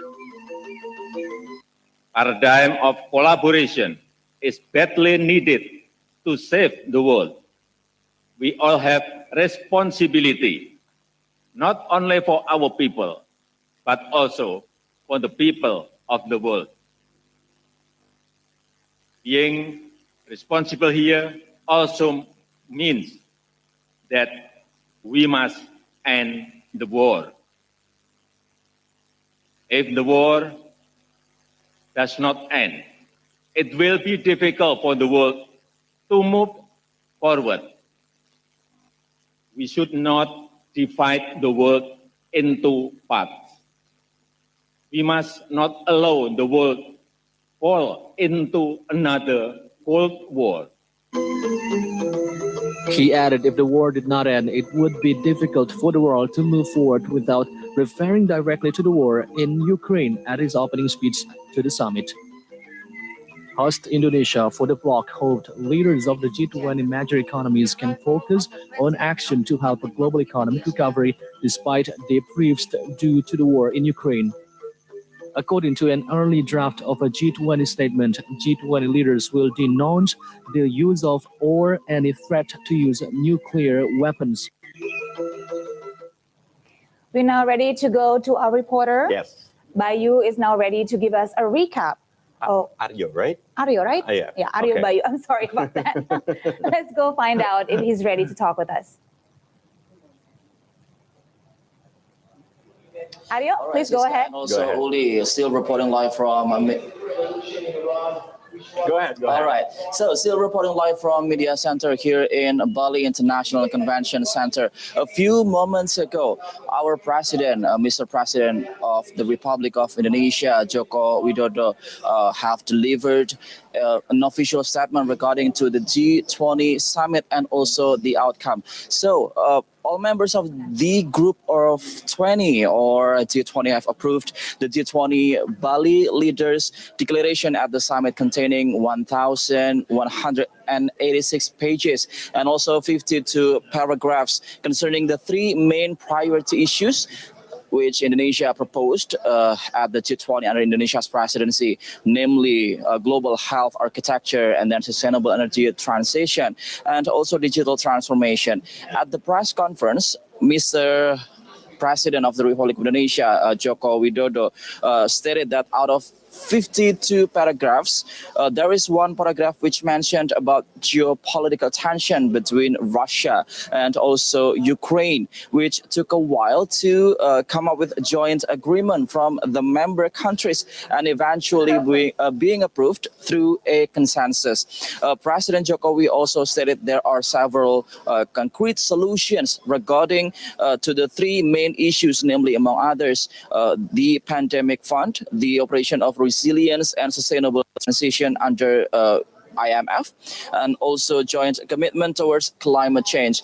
And lastly, President Joko Widodo mentioned that G20 is a global economic forum between G20 member states. Therefore, it should be separated and not be mixed up with politics. Uli and Siska, back to you in the studio. Thank you so much, Aryo Bagus, who look exactly like Aryo Bayu, the Indonesian celebrity, hence my mistake. Thank you so much for your reporting. Thank you. Nice save. Thank you, Uli. And I guess that concludes today's edition. And it's been such a pleasure for us to be here to accompany you during this important event happening in Nusa Dua, Bali. And we especially want to thank our guests, especially the Professor Dewi Fortuna Anwar, who graced the studio with her presence and her insights. And we hope to see you again soon. Yeah? Yes, of course. See you on TVRI World. Goodbye.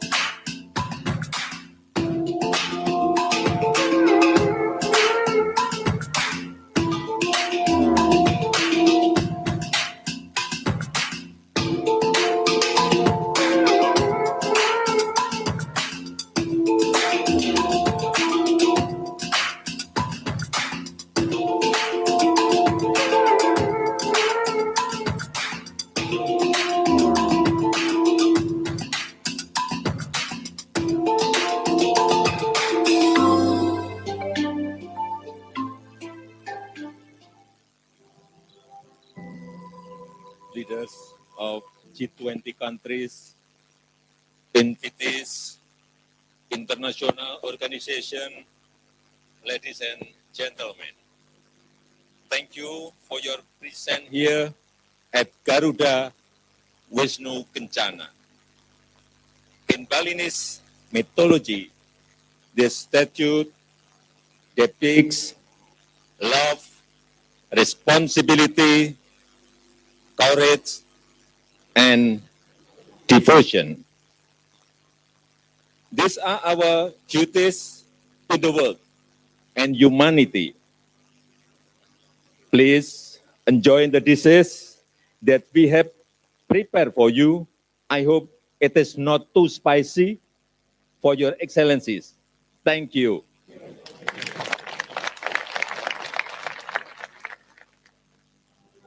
Excellencies, distinguished ladies and gentlemen, this evening we have prepared a special performance with more than 200 performers.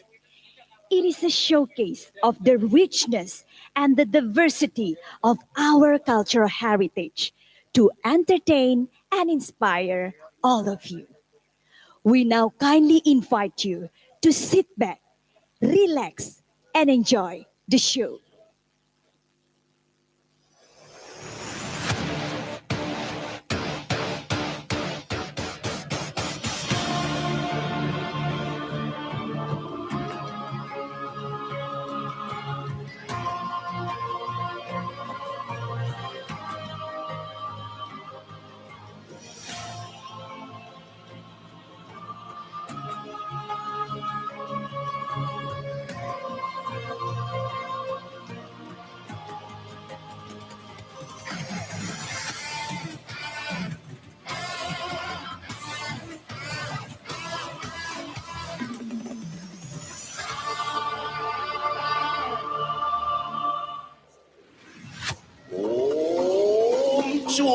Swastiastu. Om Awiganamostu Namo Sidum. Syaritanyo Syang Puara Waktu Ang Ngaturakan Ilen Muang Betapaan.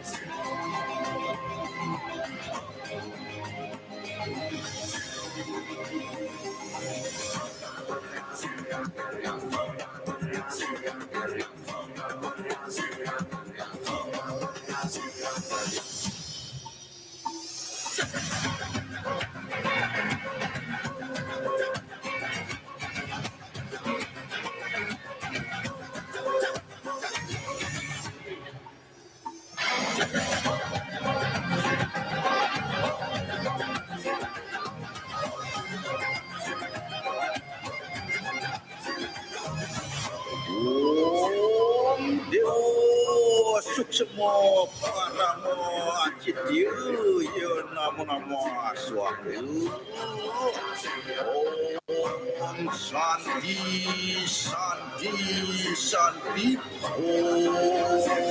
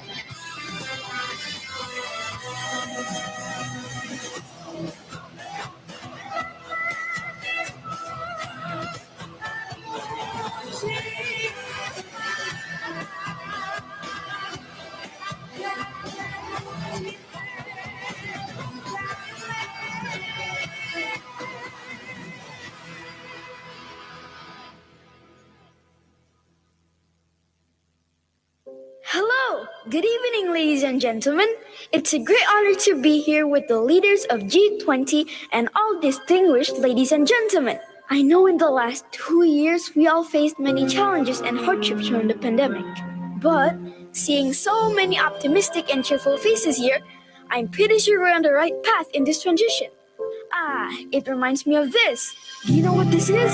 You've seen this symbol throughout the year. This is called gunung. The shape and pattern has a meaningful significance to Indonesian heritage and culture. It also symbolizes a new chapter of life. It is just like our efforts right now. You know what? I can tell you even more. Come with me. Woohoo! Okay, so this is the only planet we live in. There it is, my home. And also the home of more than 17,000 islands. Indonesia lies between 2 continents and oceans. That's why, since centuries ago, our nation has been an important region for all sorts of trade. On top of that, we have many natural wonders, many cultural sites, and each of them have their own amazing stories to tell. Oh, hi! Hi! Can I join you? Of course! I have something to tell them too. Really? What is it? It's about our nature. Look at these fields. Beautiful, isn't it? No wonder it is deemed as the paradise of the equator. I mean, you can see it, right? Look at how magical, how vibrant, and how amazing they are. Here, follow me. See, we also have a surprise for you under the water. This is a home for thousands of species. Exciting, right? Of course, our countless natural wonders are nothing without our people. Me, my friend, and all of us over here, we are the foundation of our fascinating culture that turns into the strength of our nation. All those resources, the creativity, and the ingenuity are our potential to grow, our opportunity to embrace technology and connecting everyone to the limitless world. Through an amazing nature, an exquisite culture, and astonishing innovation, we can achieve a lot. But together, we can do even more. So now, here we are, gathered with people all around the world, striving and aspiration to live side by side in peace, embrace the challenges, and paint a picture of a better way. A better place that provides us all the energy we need to recover together and recover stronger.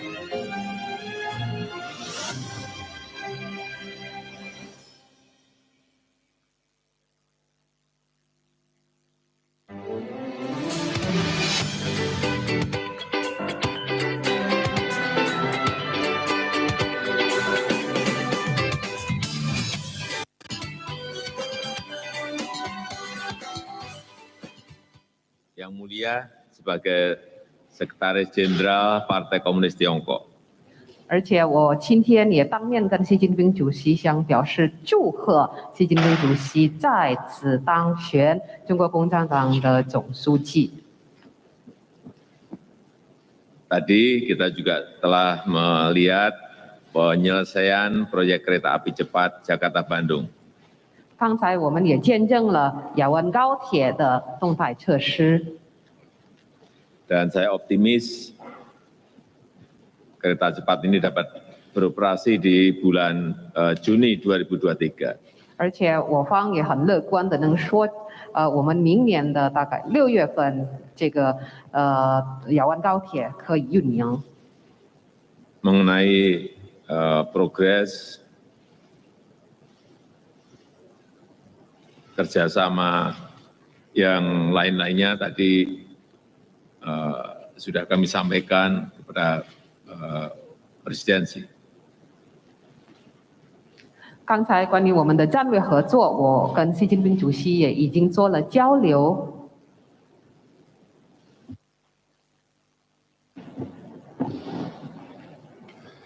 我很高兴同佐科总统先生举行会谈。首先祝贺你成功地主持了20国集团峰会，为深化全球治理、推动世界经济复苏，贡献了印尼力量。 Saya sangat senang mengadakan pertemuan dengan Bapak Presiden. Pertama-tama saya ucapkan selamat kepada Yang Mulia yang berhasil memimpin ke KTT ke-20. Presidensi negara Bapak telah menyumbangkan tenaga khas Indonesia dalam hal memperdalam tata kelola global serta mendorong pemulihan ekonomi dunia. 3个多月前，你访问北京，成为新冠肺炎疫情发生之后，中方单独接待的首位外国元首。我将印尼作为中共20大后首访国，彰显了中印尼关系在各自对外政策中的重要地位。 3 bulan yang lalu, Yang Mulia berkunjung ke Beijing sebagai pemimpin negara sahabat pertama yang diterima pihak Tiongkok secara tersendiri sejak pandemi COVID-19 merebak. Saya memilih Indonesia sebagai negara pertama yang saya kunjungi setelah Kongres Nasional ke-20 Partai Komunis Tiongkok selesai. Hal ini membuktikan posisi penting hubungan Tiongkok-Indonesia dalam kebijakan luar negeri kita masing-masing.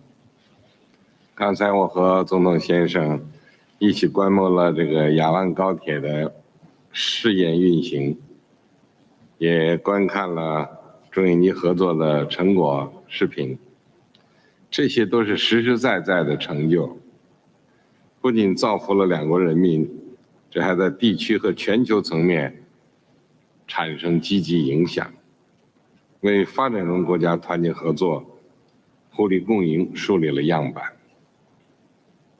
Tadi saya dan Bapak Presiden bersama-sama menyaksikan uji coba operasi kereta cepat Jakarta Bandung. Kita juga menonton video tentang hasil kerjasama strategis antara Tiongkok dan Indonesia. Semua ini adalah pencapaian nyata yang tidak hanya memberikan kesejahteraan kepada rakyat kedua negara, tetapi juga mendatangkan hasil positif baik di tingkat regional maupun global dan memberikan teladan bagi sesama negara berkembang untuk bersolidaritas mengembangkan kerjasama yang saling menguntungkan dan merang bersama. 我愿同总统先生深入进行战略沟通，共商双边关系发展大计，共同擘画中印尼命运共同体蓝图。希望中印尼携手实现两国各自的100年奋斗目标，共同促进人类和平与发展事业。 Saya bersedia melakukan komunikasi strategis secara mendalam dengan Bapak Presiden untuk bersama-sama mendiskusikan bagaimana mengembangkan hubungan bilateral ke depan dan merancang cetak biru pembangunan komunitas senasib sepenanggungan Tiongkok Indonesia. Diharapkan bahwa Tiongkok dan Indonesia dapat bergandengan tangan dalam mewujudkan tujuan pembangunan 100 tahun masing-masing dan bersama-sama mempromosikan misi umat manusia demi perdamaian dan pembangunan. Terima kasih Yang Mulia. Tadi saya lupa satu mengenai bidang kerjasama vaksin dan kesehatan.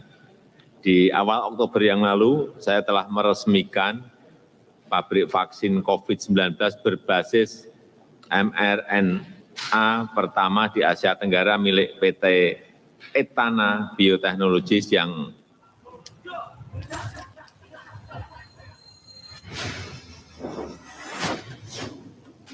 saya ingin menyatakan kita siap menerima tamu-tamu G20.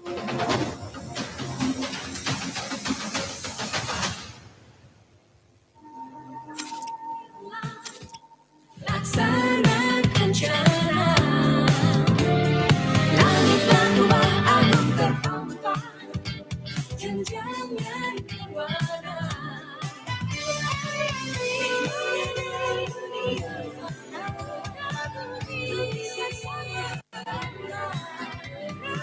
kita syukuri nikmat Allah ini.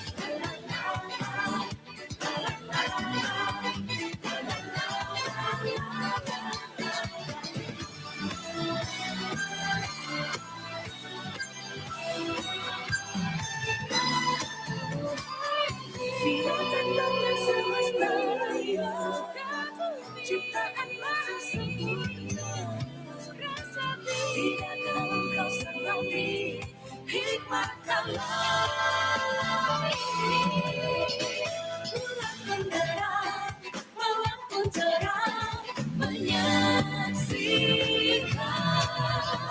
dambaan insan mencipta perdamaian.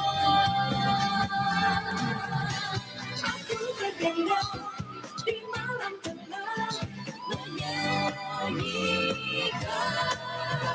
dambaan jiwa pencipta kedamaian.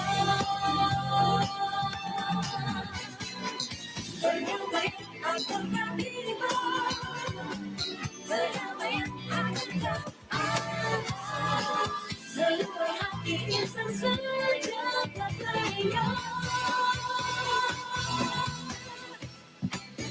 Pantang menista, saling mencinta, rukun dan damai selamanya.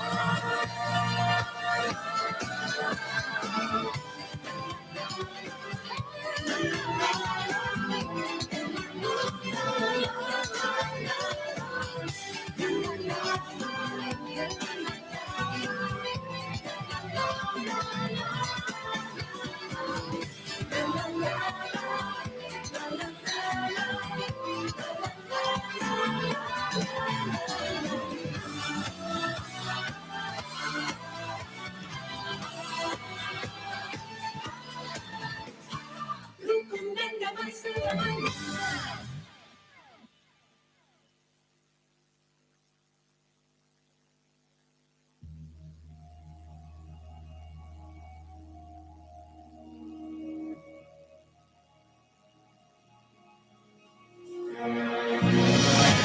I know we are all different, but we must not let it bother us. In fact, we should embrace our diversity and use it to make a difference. We can stand side by side, encourage each other, move in the same harmony, and make sure that no one is left behind. That way, I am sure we can recover together.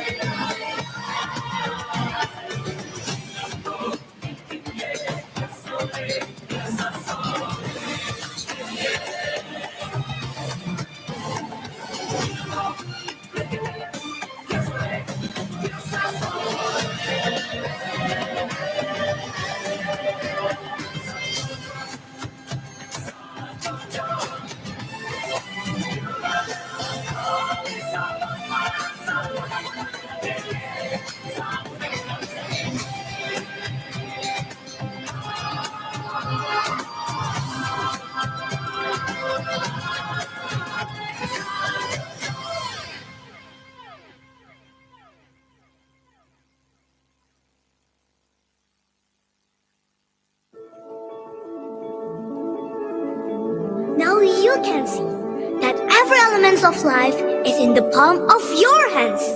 I believe we can do anything if we are together for a wonderful tomorrow, a sustainable home, and an inclusive innovation. Together, we can recover stronger.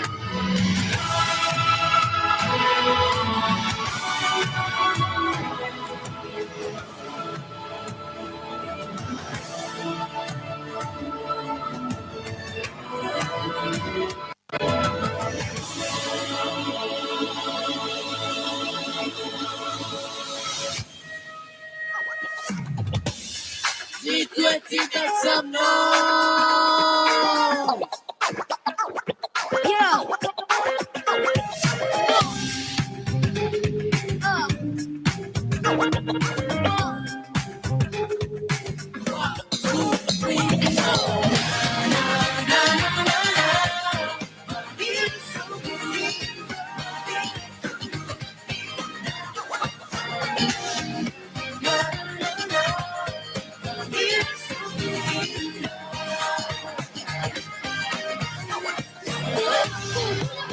Kekuatan yang menyinari di setiap kehidupan kota, dan warna-warna terlihat di jalan sana, menerangi setiap sudut di kota. Orang-orang banyak yang terlalu lelah untuk mendapatkan atau mencari uang hiburan.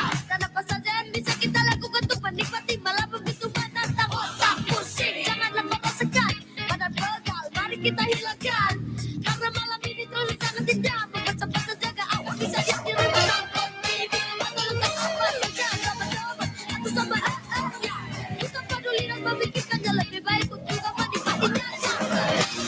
Malam ini selalu menghiasi seluruh kota. Malam ini indah dengan cahaya selalu menerangi seluruh kota. It's Tuesday night and the feeling is alright. We ain't coming to sit tight, we came to get hot, right? Y'all know what it's all about. When the band comes in and the team comes out. Yeah, my name's Faye. Indo all day, we came to party. The A to the R, T to the Y. No, you don't need to ask me why. 'Cause it's going down, 'cause we're true in it. flashing the veins, flapping the wings with the evolution of that's the name. Cause when we go to this game, it ain't gonna be the same. Then tell your friends and family all about this, man. Hopefully we be rocking the whole East, man. If they don't want this stuff, here we go, yo. 1, 2, 3.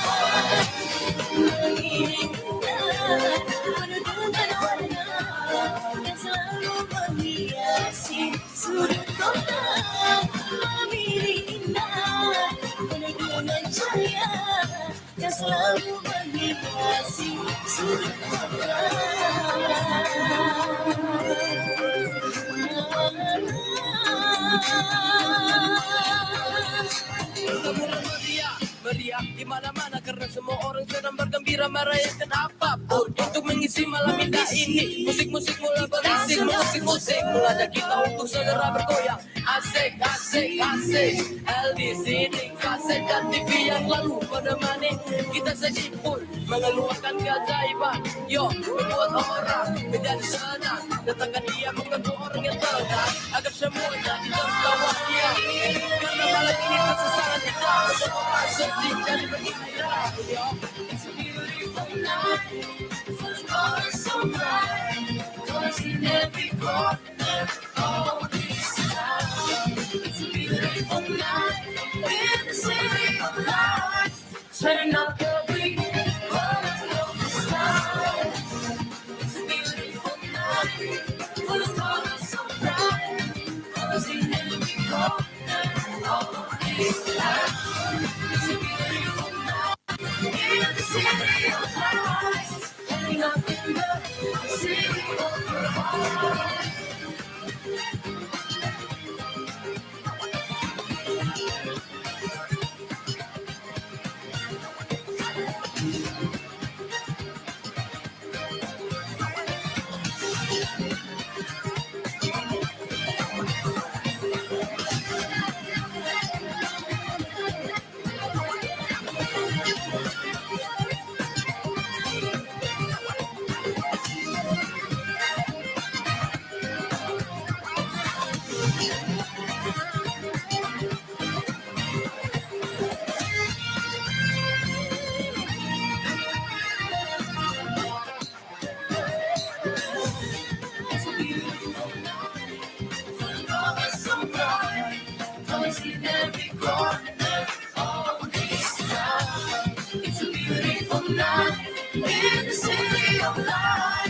Turning up every corner of the sound.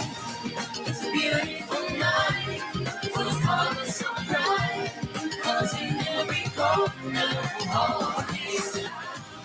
It's a beautiful night in the city of lights, turning up in the city of your heart.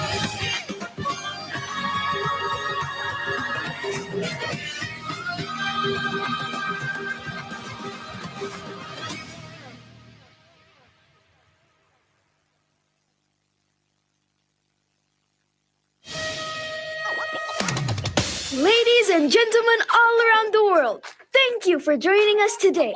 With your presence, we believe in a brighter future that allows us to pursue our dreams of a better world.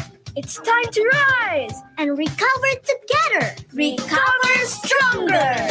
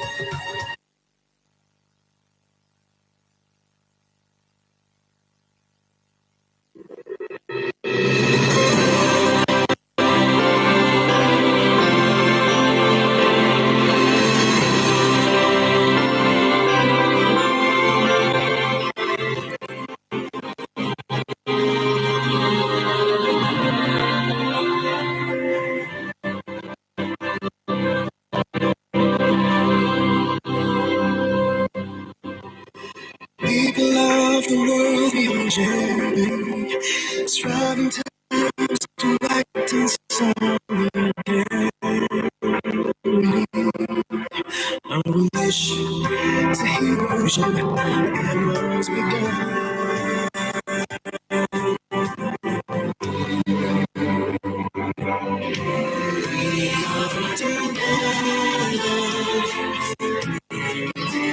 Cover stronger, navigate the sea of change. Hand in hand, we cover together, we cover strong. Reaching out for our children's future destiny.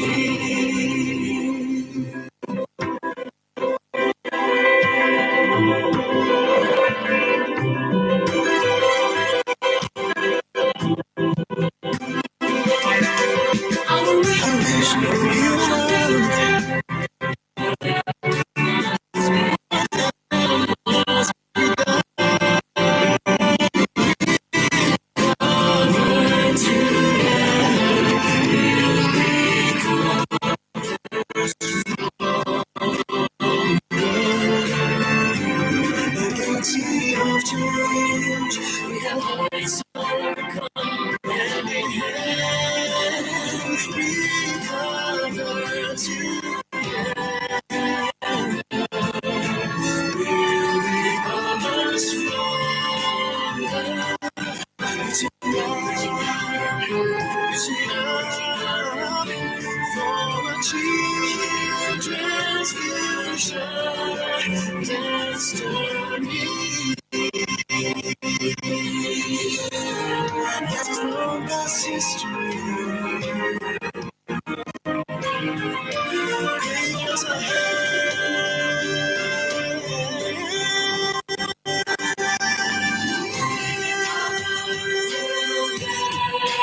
we come together, we're stronger. Navigate the sea of change. We have always gone hand in hand. We cover together. We'll recover stronger. Reaching out, reaching out for children's future, for children's future destiny.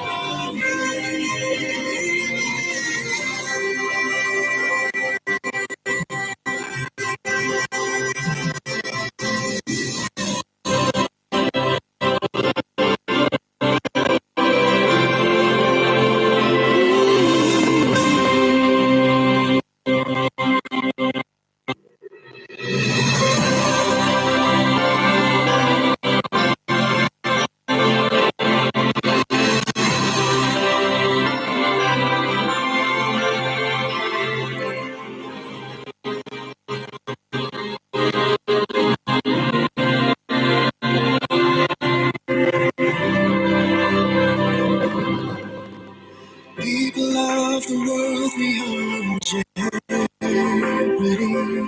striving times to act in solidarity. Our relation to heal the world, we shall do whatever must be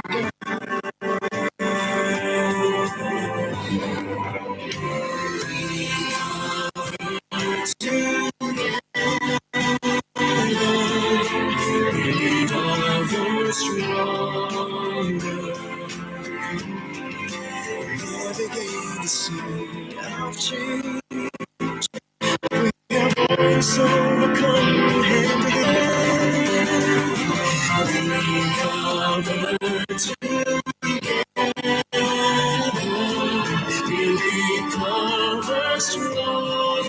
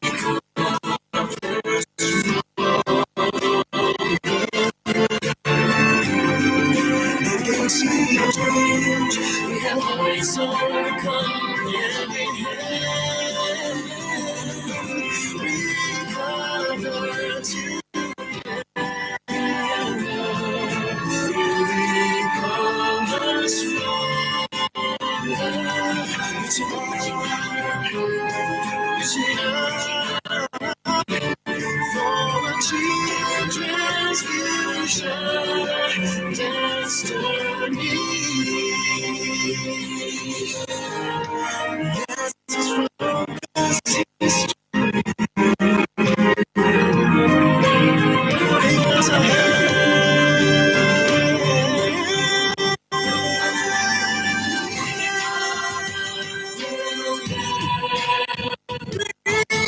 cover together,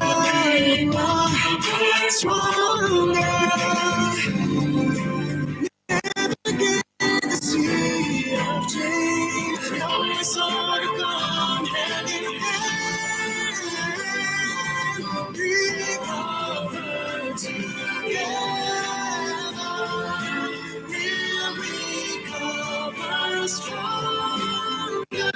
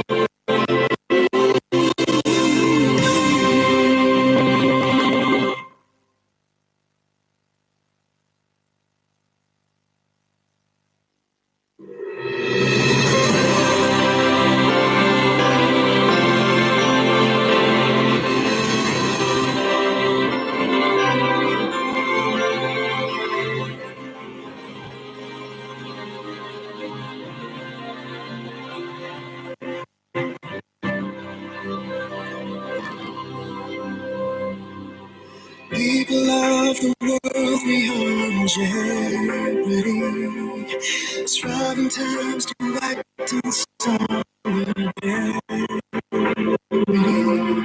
Our relation, the heroes will do whatever must be done.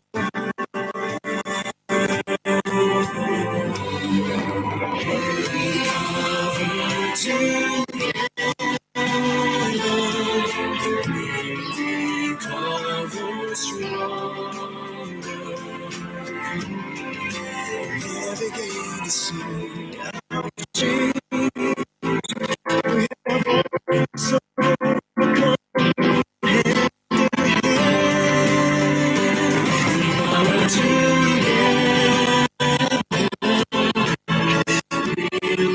recover stronger now. Reaching out for a children's future.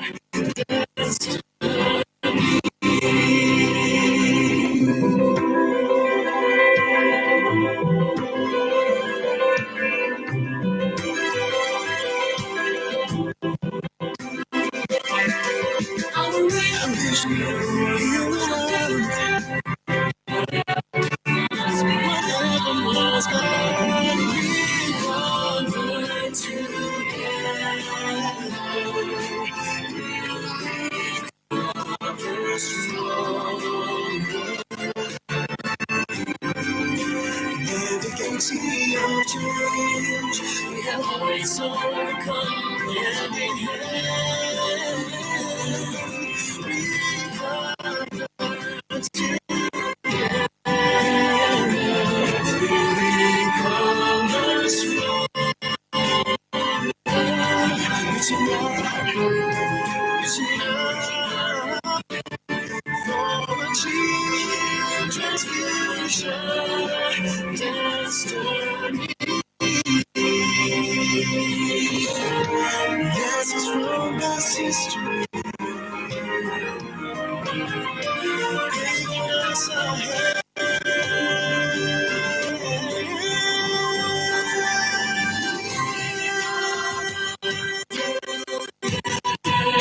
Recover together, stronger. Never get a sea of change. We have always overcome hand in hand. Recover together.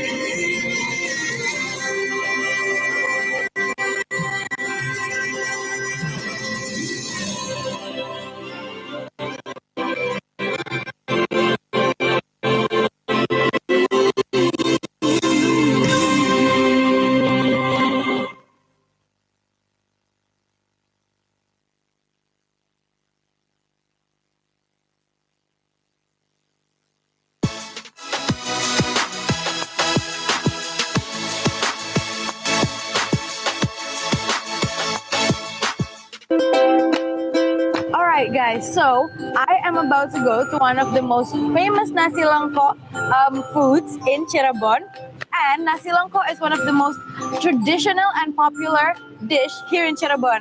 I am so excited to find out what makes nasi lengko different from other rice dishes.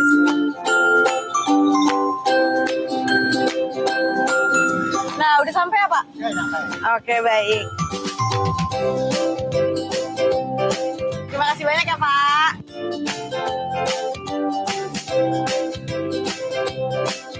As I'm going through my plans for the next stop, one dish that keeps popping up onto my search list is nasi lengko Haji Sadi.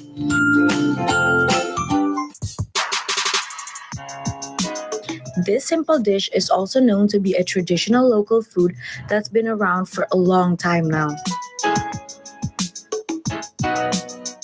The key is how the sauce makes the combination of non-meat ingredients to be a very tasteful dish. And this dish is prepared while you're ordering it. That means you get to taste it while it's very hot. My nasi lengko has arrived, and nasi lengko is created by the people of Cirebon as a tactic for the deprived conditions when the war was still going on here in Indonesia. Lengko comes from the word langka, which means rare. And as you can see, this is a very simple dish. It has fried tofu, fried tempe, bean curd, peanut sauce, soy sauce, and chopped up cucumbers. And this is a very healthy dish, as you can see. You can eat it on its own, but people would enjoy more with 5 to 10 satays. And as you can see, this place is getting more and more crowded as the night comes. People come to have their dinners here, all the locals. They enjoy nasi lengko. So I'm so excited to try this.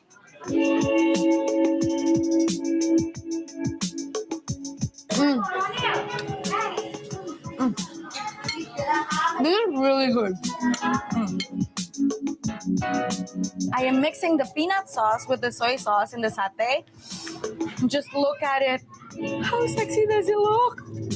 Oh, I'm so excited to try it. Okay.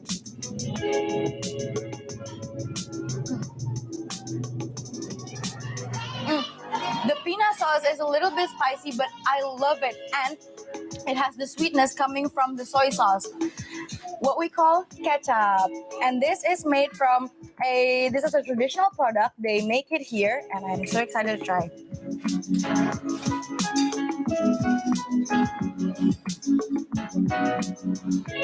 You can never have enough of sweet soy sauce.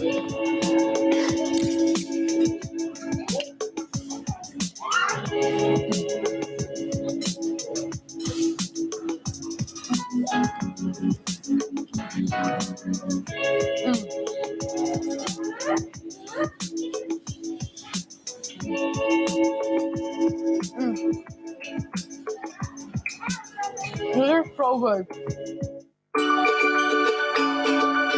These days, the dish may come with an option of goat meat satay as a side menu. When it's paired with satay, because like the carbs and the protein from it, it's so good. And I love how tender the meat is, and like the taste is just so rich and so authentic that you cannot get this taste from anywhere in the world but here in Indonesia, because this is a traditional Indonesian dish and I love it. Oh, I almost forgot. I have kerupuk or crackers to enjoy it with my nasi lengko.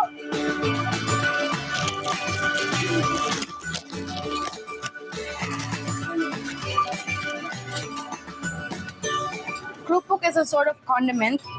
Not condiment, it's like a side dish that you eat with rice.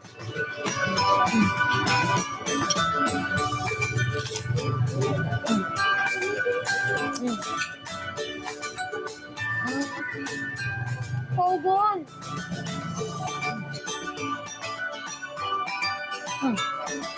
Did I mention that this is goat's meat? So good, and it's so tender, so juicy. And the spiciness is just chef's kiss.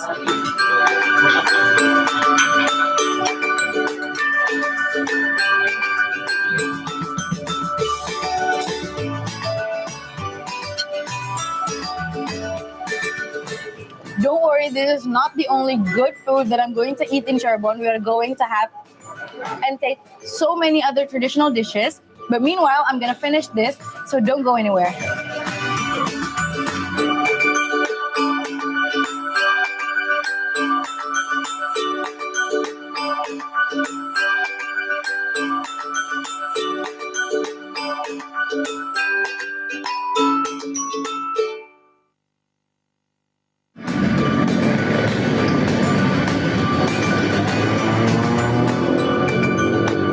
Enak banget.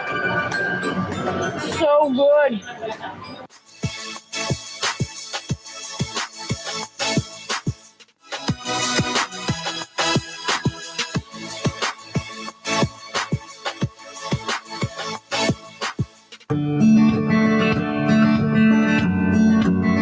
There's a saying that you've never been to Cirebon if you haven't tasted nasi jamblang. And we've arrived at one of Cirebon nasi jamblang vendor, where the authentic part is how they are served with 3 leaves. So interesting, right? And here, the customers can choose their side dish as they wish or as their budgets. Main menu consists of squid, cooked with its ink, and fried chili sauce, with the rest is just so many mouth-watering, and it's so confusing to choose from because everything looks really good. I am here with Bapak Leman and I am going to ask him a few questions about this nasi jamblang. Nah, Pak, saya tanya ya. Jadi ini tuh sebenarnya ini menu wajibnya ya kalau ada nasi jamblang? Di semua tempat pasti ada menunya, ini wajibnya. Menu wajibnya? Iya betul. Jadi tiap tempat ada yang tambahannya, yang lain beda-beda. Oke, berarti di semua tempat nasi jamblang di seluruh Cirebon ini pasti ada makanan-makanan ini. Oh, ini ada apa aja Pak? Boleh tolong jelasin nggak? Ada yang hitam itu kan belak kutak namanya. Belak kutak, oke. Terus sayur tahu. Sayur tahu. Perkedel kentang. Perkedel kentang. Sama sambal itu, sambal goreng. Sambal goreng. Iya. Terus ada sate kerang sama sate kentang. Sate kentang. Ya. Kenapa ini bisa disebut menu wajibnya Pak? Dan setiap hari itu Bapak masak berapa variasi menu nih? Menu wajib karena khasnya ini, yang khasnya itu ini yang Oh, disebutin tadi gitu. Berarti dari dulu adanya ini? Iya. Oke. Terus kalau di kita sampai ada 60 menu sih, 60 macam. Hah? 60 macam betul. 60. Terus itu habis semuanya setiap hari. Wow, that's amazing. Itu kayak itu bukanya dari jam berapa sampai jam berapa, Pak? Dari jam 4 sampai jam 12 malam. Padahal cuma apa kayak window of time-nya, jangka waktunya sedikit ya. Tapi habis terus. Habis terus. Gila, keren banget Udah ini. punya ini sih pelanggan. Udah punya pelanggan tetap ya? Ya karena udah ya lumayan lama, hampir 15 tahun lebih lah. 15 tahun? Ya, dari orang tua. Oh, berarti ini bisnis turun-temurun ya? Betul, dari orang tua turun ke anaknya gitu. Sekarang ini yang masak semua masakan ini siapa? Bapak sendiri? Iya, saya sama adik saya ada. Yang namanya Mbak Iis itu.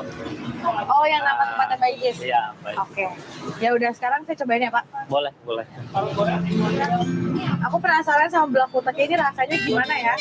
Because the color is black, as you can see.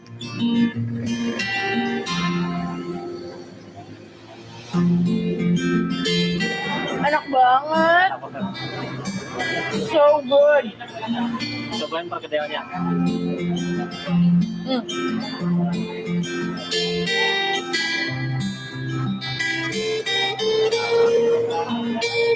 Enak banget. This is so good. Ini terbuat dari apa aja, Pak? Dari kentang. Kentang doang? Telur, betul. Kok bisa garing kayak gini, Pak? karena apinya kecil kita, api kecil pelan, makanya lama kalau goreng ini. Api kecil, nggak langsung gede. So this is a dish called perkedel, and usually perkedel is like soft, but this one is like crispy and it's really chewy on the inside and it's so soft. So good.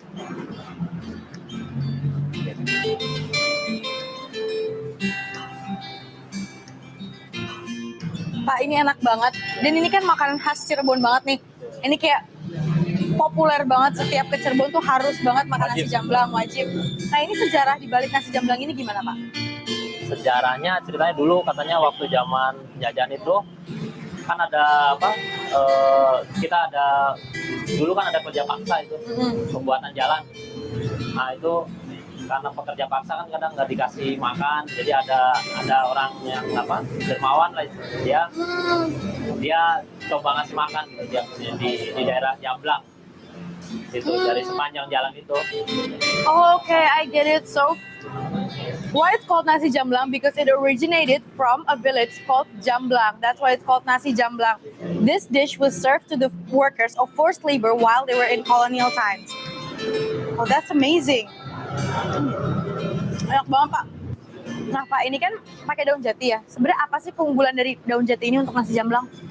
Ya, sebelumnya waktu penyajian itu dia pakai daun pisang dulu sebelumnya. Nah, pakai daun pisang nggak tahan lama karena dia buat berapa hari gitu, buat semalaman, kadang sambil jalan. Akhirnya pakailah daun jati karena dia lebih tahan lama untuk nasinya. Terutama nasi kalau dibungkus daun jati lebih awet. Lebih awet. Lebih tahan lama, betul. Oh, gitu. Dia kan kering terus, nggak basi jadinya. Oh, karena mereka kerja sampai berhari-hari gitu ya. Betul. Oh wow, that was like a new information for me. So why they used these teak leaves is because they preserve the food way longer than banana leaves. Kenapa di sini tuh menu favoritnya yang mana nih? Karena kan banyak banget tuh. Yang biasanya sih orang kalau kesini nyari pasti blok utak. Blok utaknya? Betul, blok utaknya sama perkedel. Oh, pantes sih, soalnya emang enak banget. So, the favorite dish is the belak utak and the perkedel, which I told you about, the potato things, and those two are my favorites. So, like, I understand why they're people's favorite as well because they are so good. Okay, so belak utak, for those of you who are wondering, is a dish with squid. And you know how squid has the ink inside? That's what makes the black colors of it, and they added spices and all of those things to make it look and taste so delicious.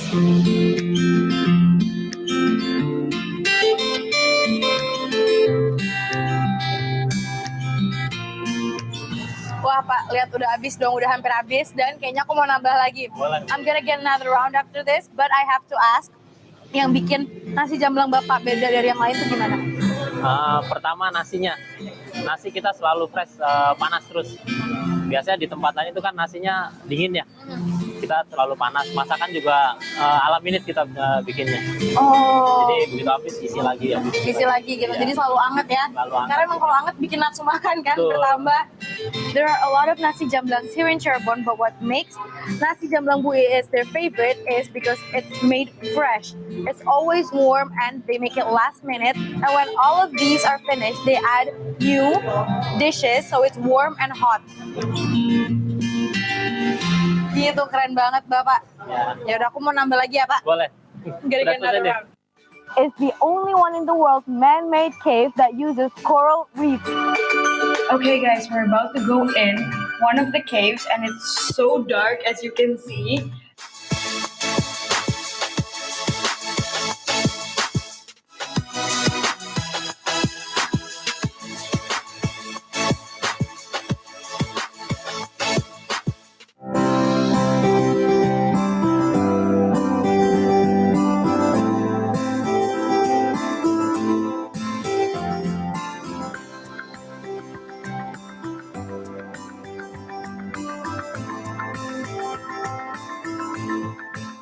Visit to Keraton Kasepuhan as the oldest palace in Cirebon, our journey to Cirebon's history does not stop there. We are going to visit Goa Sunyaragi. And this cave is where the royal family members and their most trusted troops come to meditate and rest for their preparation for battle.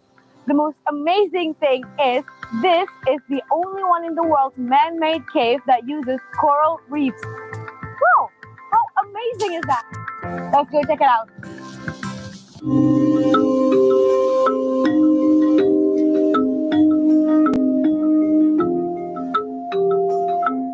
This landmark is called Taman Sari Goa Sunyaragi. Goa stands for caves, in which there are several of them here, and Sunyaragi consists from the word of Sanskrit, where Sunya means silence and Ragi means body.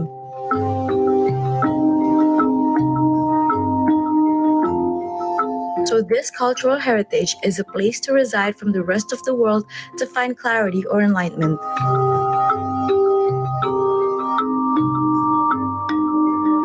Taman Sari, usually in Indonesian terms, is where you find a large body of water in the surroundings. So imagine that this whole area used to be in the middle of a lake, and that is why some residents here refer to this as a castle on water. And can you imagine the tranquility that this area would bring to you?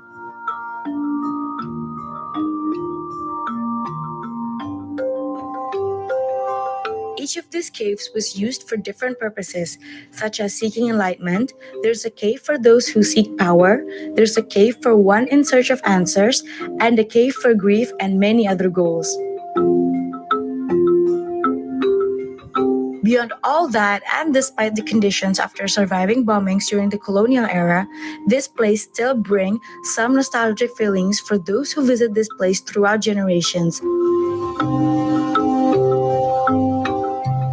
And for some people, this place still ignites a certain vibration or energies. How cool is that?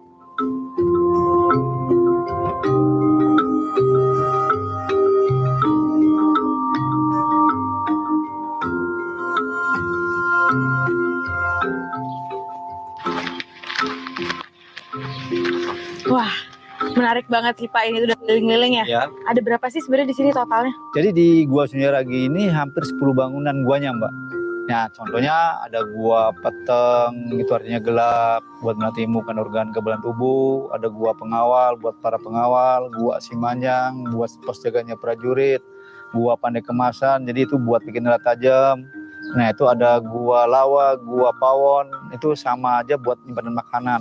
Kalau pawon kan istilahnya dapur. Nah, itu buat nyimpan makanan yang udah siap-saji yang terbawa dari keraton. Nah, itu samping gua peteng itu ada gua langse. Itu langse itu bahasa Cina kuno yang artinya itu tirai atau hordeng yang terbuat dari air. Dulu kan katanya ini tempat untuk gerilya ya? Betul. Tapi tempat ini bukannya dibangun sebelum itu ya? Ini sebelumnya Belanda. Ini tahun 1596 sampai 1788. Nah, ini bagian belakang ada motif batik mega mendung nih. Kalau kita artikan atau filosofikan, ini matanya mega tuh di atas atau awan yang di atas mengumpal tuh. Di atas itu jadi sama aja kita artikan sang pencipta atau sang leluhur, Mbak. Jadi kita nggak boleh sembarang injak-injak atau gimana. Jadi kita harus menghargai sang pencipta atau sang leluhur gitu. Batik mega mendung itu. Jadi ada maknanya. Ada maknanya. Ya udah Pak, kita lihat ke sebelah sana boleh? Yuk, mari.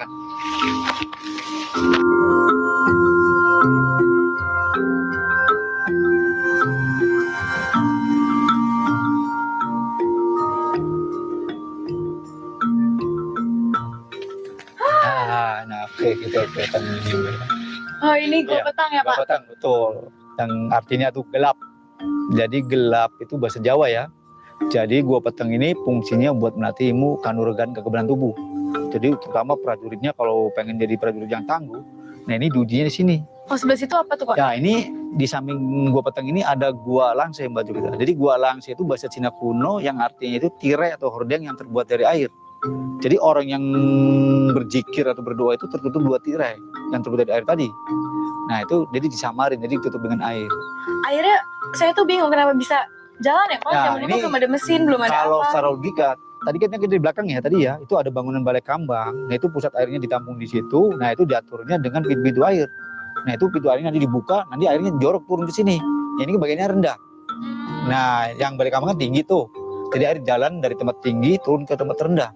Jadi itu ada salurannya, nanti nutupin tirannya yang seperti hordeng gitu. Oke Pak, kalau gitu masih ada mitos atau legenda lain nggak di seputar gua ini nih? Nah ini depan gua petang ya. Di sini kalau secara logika mitos yang paling kasihnya agak dipikirin sama anak-anak gadis terutama ya. Nah ini depan kita nih Mbak Jo. Ini? Ya dulu simbolnya patungnya berbentuk seorang perempuan. Namanya patung perawan sunti. Jadi perawan sunti itu istilahnya perawan tua yang nggak laku nikah sampai meninggal berjodoh. Itu mitosnya apabila yang megangnya atau yang tuanya seorang gadis atau perawan yang belum menikah, nanti susah jodohnya. Dan itu simbolnya dulu patungnya perempuan. Karena hancur kita ganti dengan patung biasa. Dan ini kenapa posisinya di depan pintu gua petang ngalangin jalan masuknya. Itu ada pepatah, ada filosofi yang ngebilangin sama orang tua dulu ya, yang ngebilangin sama anak gadis perawannya, Neng atau Ndo jangan duduk di depan pintu atau berdiri, ntar pamali. Oh iya. Nanti susah jodohnya ya. Kenapa susah jodohnya? Karena orang yang mau bertamu atau ngapel atau yang bawa lamaran balik lagi karena apa? Pintunya ketutup dengan orang yang berdiri tadi.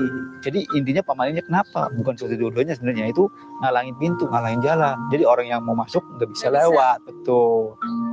Jadi sama aja intinya kalau anak gadis tuh mencari pasangan atau seorang lelaki lah. Kalau punya anak harus jelas bapaknya siapa, identitasnya, rumahnya tahu, sisilannya ini tahu anak dari siapa nih begitu. Jangan sampai punya anak nggak ada bapaknya gitu. Oke Pak, kita cek gua-gua yang lain boleh? Tadi habis dari gua petang, nanti kita ada gua padang hati. Padang hati? Padang hati, terang hati, fungsinya buat tenangin hati. Oke. Barangkali kita hatinya nggak tenang di situ nanti. Alright guys, so just follow me because we're going to another cave and I'm sure it's gonna be very very interesting as well. Oke, kita sini.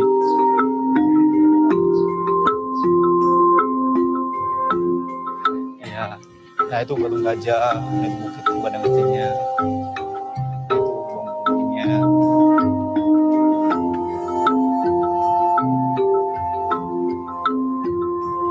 Our visit to Sunyaragi Caves took us a bit back in time. And to learn how this architectural wonder survived through time and became Cirebon's icon to remind us how great was their civilization even back then.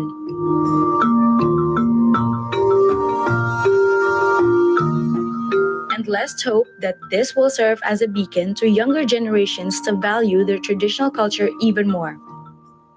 Nah, itu ada kemasan di depannya Mbak nanti. Nah, itu ada turun nanti baru naiknya ini.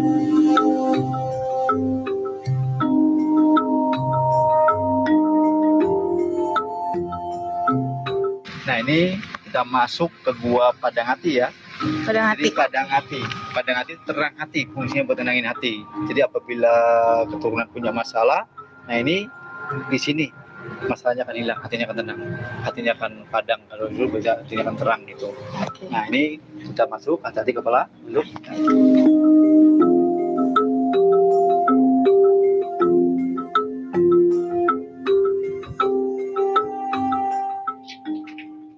Okay guys, we're about to go in one of the caves and it's so dark as you can see.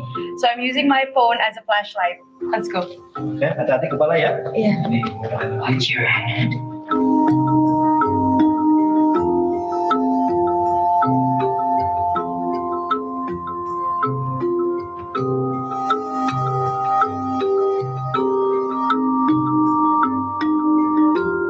So Bapa said if you have a problem, the royal family usually go in here and meditate and pray, and then they will come out with their problems gone. Like, that's amazing.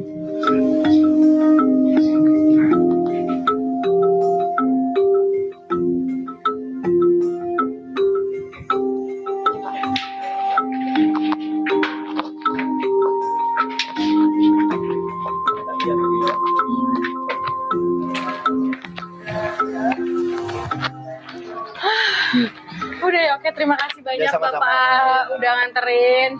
Alright guys, that's the end of our architectural wonder tour. So don't go anywhere and stay with me on Taste and Culture.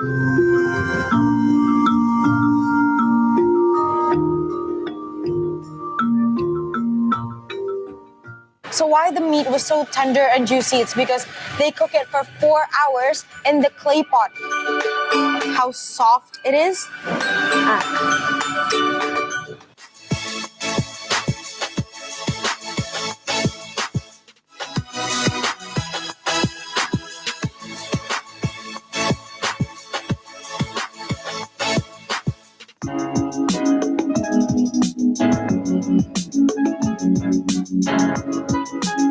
If you ever discovered the exact same dish and most of them with great taste too, yet we are fortunate to have a chat with the food vendor who is a part of history and surrounding the wonderful taste of Empal Gentong Cirebon Bu Dharma.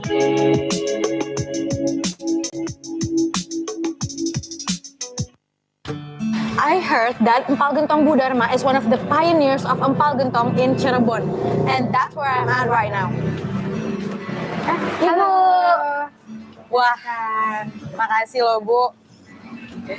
Look at it, so pretty. Kerupuk kulit ya? Wah, makasih banyak Ibu. This is the Empal Gentong, and I have lontong or rice cake here. Makasih Bu.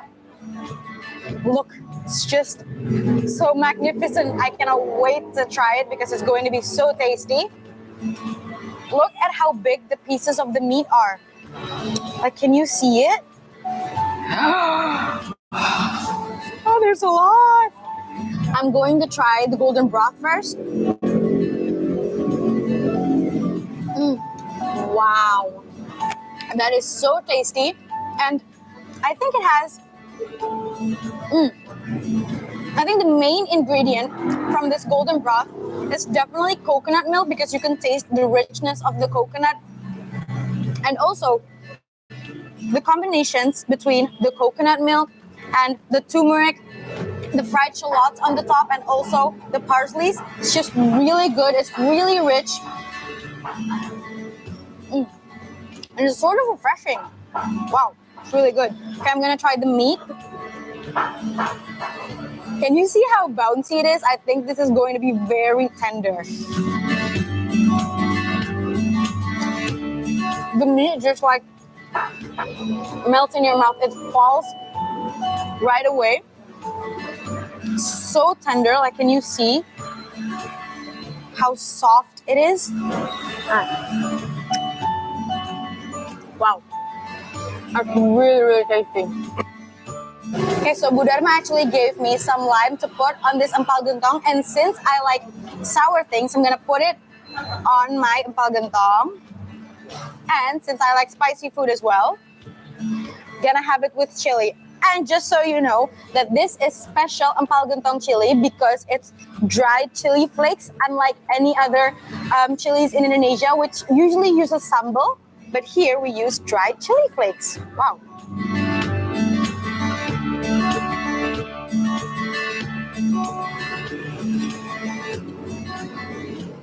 Mix it all together. Wow. I think that's even better than before. The lime adds like a hint of sourness, but like so good. And the chili adds just a little bit of spiciness. Okay, I'm gonna have some lontong now. Lontong is actually a steamed sticky rice.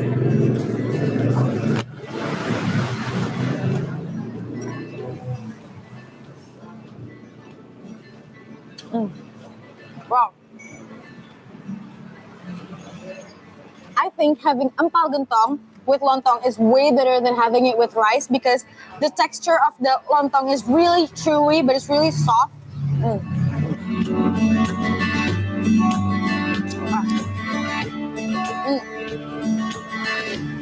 Not to forget the fried cow skin. This is one of my favorites. Ooh. Did you just hear that crunch? How crunchy it is? Really good. So tasty. The fried cow skin is pretty salty, and when you put it with the Empal Gentong, the golden broth, it just seeps into the fried cow skin, and it's really, really tasty. I just can't get the hang of this Empal Gentong taste. The meat and the golden broth just hook me, and I cannot stop until the last spoon of it.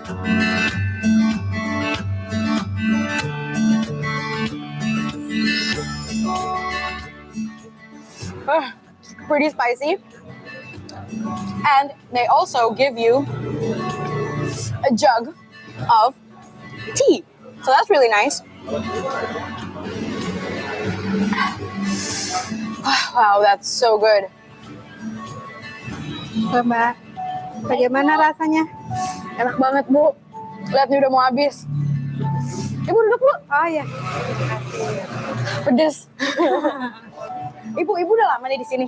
Lama, lumayan lama. Oh iya. Nah, Ibu, aku penasaran dari tadi sebenarnya. Ini kan namanya Bu Dharma. Iya, betul. Bu Dharma itu siapanya Ibu? Nenek. Berarti Ibu keturunannya langsung ya? Iya. Oh, nah ini kan dari tadi aku keliling Cirebon tuh ngeliat banyak banget ya ada Bu Dharma-nya gitu. Pak Gentong Bu Dharma. Bukan Bu Dharma, Mang Dharma, Mbak. Oh, Mang Dharma ya? Oh ya, maaf gitu. Itu sama atau beda, Bu? Ya sebenarnya sih masih keluarga, cuman ada beberapa yang sudah franchise ya, Mbak ya. Jadi kalau meruntut dari situnya memang masih family, tapi kita beda dapur. Oh gitu. Nah kalau punya Ibu sendiri ini dari tahun berapa, Bu?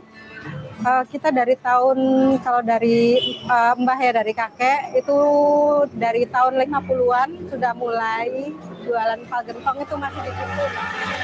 Itu masih dipikul dengan berjalan kaki. Dipikul dari rumah kita di daerah Pleret sampai ke Kerucuk. Awalnya kita di Kerucuk. Betul.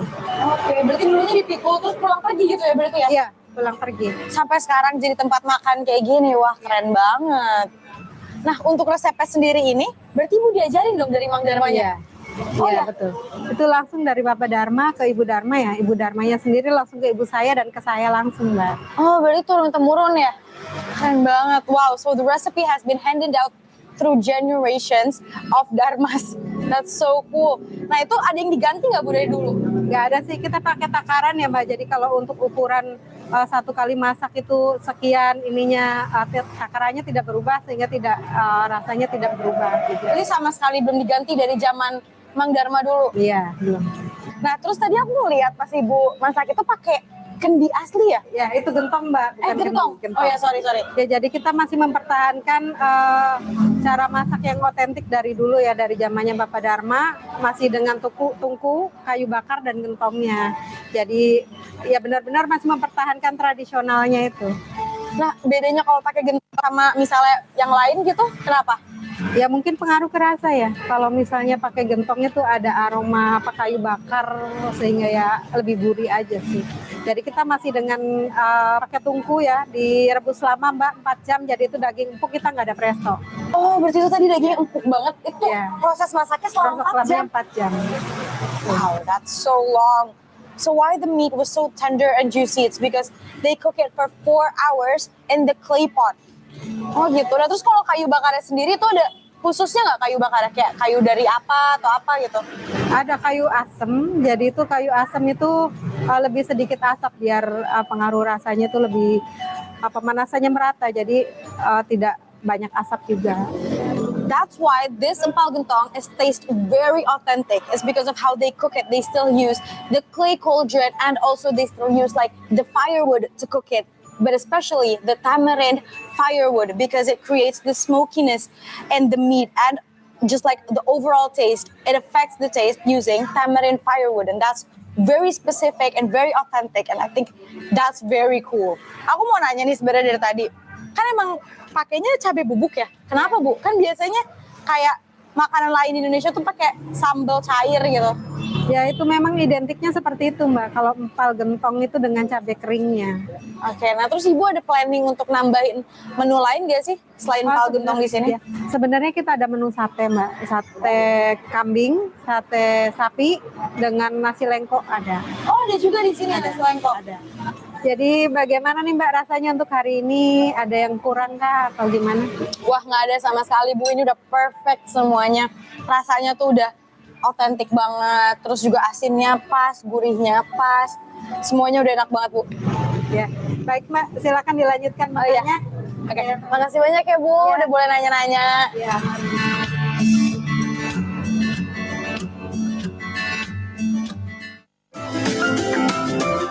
So in this episode, we have learned about the Cirebon's heritage through its Sultanate Palace, experienced brief touch of Cirebon's historical artifacts in Gua Sunyaragi, which describe the rich values of the region, wisdoms that reflects in most walk of life, even in their culinary traits.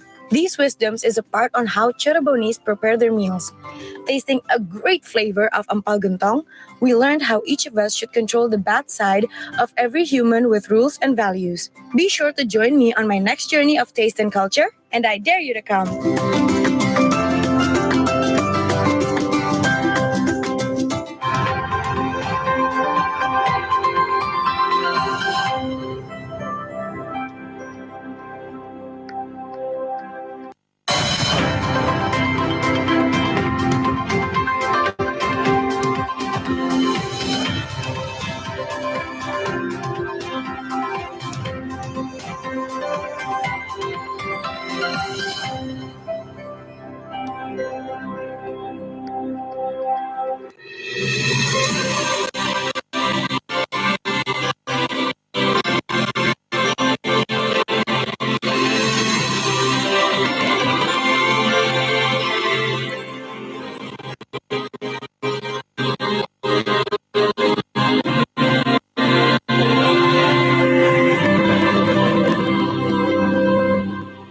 People of the world, we are in jeopardy.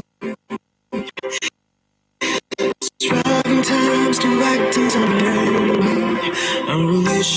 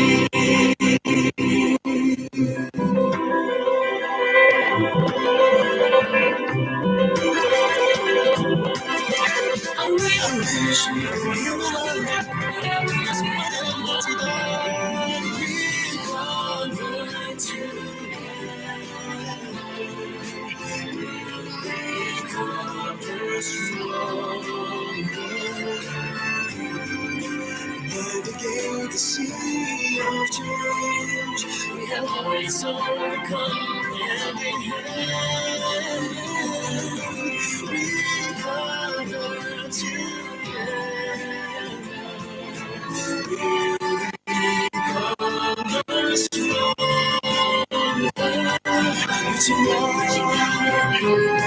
Reaching out for our children's future destiny.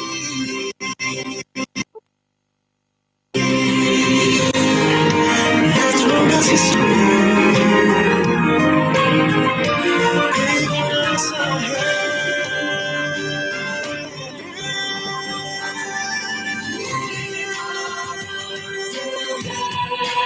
we cover together, we are stronger. Navigate the sea of change. We have always overcome. We cover together. We'll recover stronger. Reaching out, reaching out.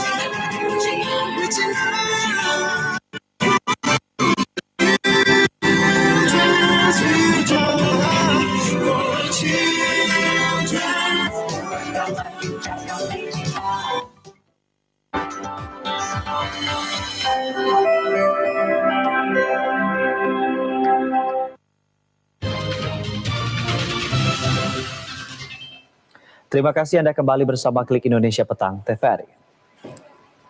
Saudara Wakil Kepala Staf Angkatan Laut Laksamana Madya Laksda TNI Ahmadi Heri Purwono melepas secara resmi Satgas Surya Baskara Jaya dan pelayanan pembinaan karakter maritim menggunakan KRI Teluk Palu 523 untuk mengikuti Seltidore 2022. Seltidore 2022 ini menjadi promosi bahari Indonesia yang memiliki wilayah kepulauan. Wakil Kepala Staf Angkatan Laut Laksamana Madya TNI Ahmadi Heri Purwono melepas secara resmi Satgas Surya Baskara Jaya dan pelayaran pembinaan karakter maritim sebagai peserta Seltidore di Pelabuhan Tanjung Priuk, Jakarta. Pelayaran pembinaan karakter maritim akan menempuh rute Jakarta, Makassar, Ternate, Tidore yang diikuti 493 peserta dan akan mendapatkan pembekalan pengenalan TNI Angkatan Laut yang seluruhnya dibawa menggunakan KRI Teluk Palu 523. Seltidore merupakan kegiatan pelayaran internasional yang berlangsung di perairan Indonesia sebagai langkah pengenalan untuk mendongkrak popularitas daerah. Seltidore akan digelar tanggal 24 hingga 29 November yang diharapkan dapat memperkenalkan potensi budaya dan wisata di Tidore Kepulauan. Kemudian Angkatan Laut mendapatkan tugas di 5 hal, yaitu yang pertama di bidang PPKM, pelayaran pembentukan karakter maritim, kemudian Surya Baskara Jaya, kemudian nanti juga di sana ada sailing pass dan flying pass, ada terjun payung free fall, dan juga ada para layang. Seltidore 2022 melibatkan 1.308 personil TNI, Badan Keamanan Laut Republik Indonesia, Polair, 12 KRI yang diberangkatkan dari Armada 3 serta KRI yang mengamankan G20. Sebagian besar KRI yang diberangkatkan berisi tenaga medis dari TNI Angkatan Laut yang akan melakukan operasi kesehatan selama perjalanan dan pada hari puncak pelaksanaan Seltidore 2022. Dan saudara, informasi tadi sekaligus menutup perjumpaan kita di Klik Indonesia petang kali ini. Saya Andin Wijaya. Dan saya Anggi DJ beserta kerabat kerja yang bertugas mengucapkan terima kasih atas kebersamaan Anda. Selamat petang dan sampai jumpa.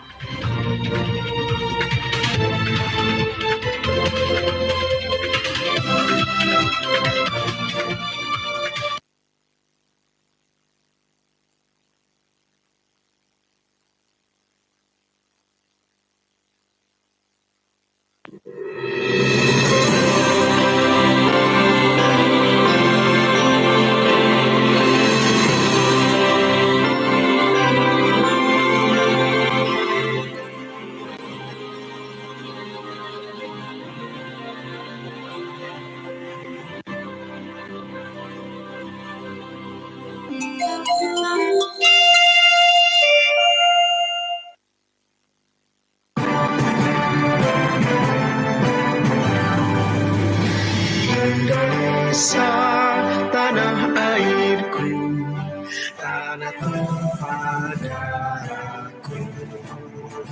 Di sanalah aku berdiri, jadi pandu ibuku.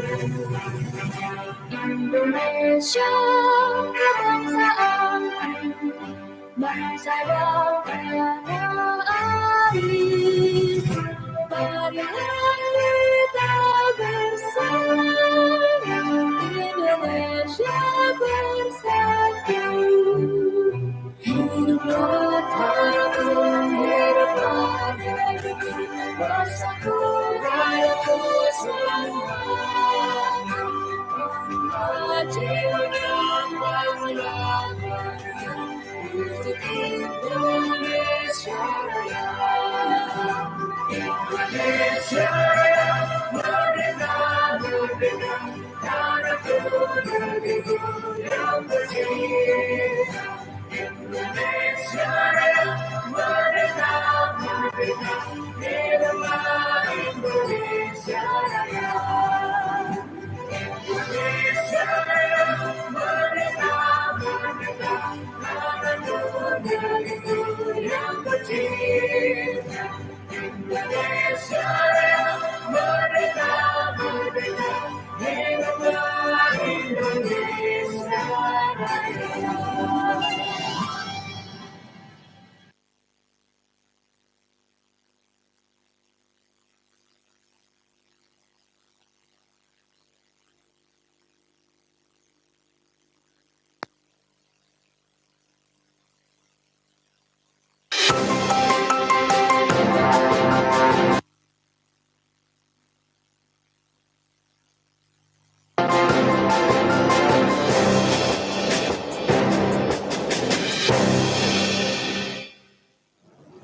Selamat malam saudara, Anda menyaksikan jurnal KTT G20 yang kami siarkan secara langsung dari Media Center di Bali International Convention Center bersama saya Maya Karim.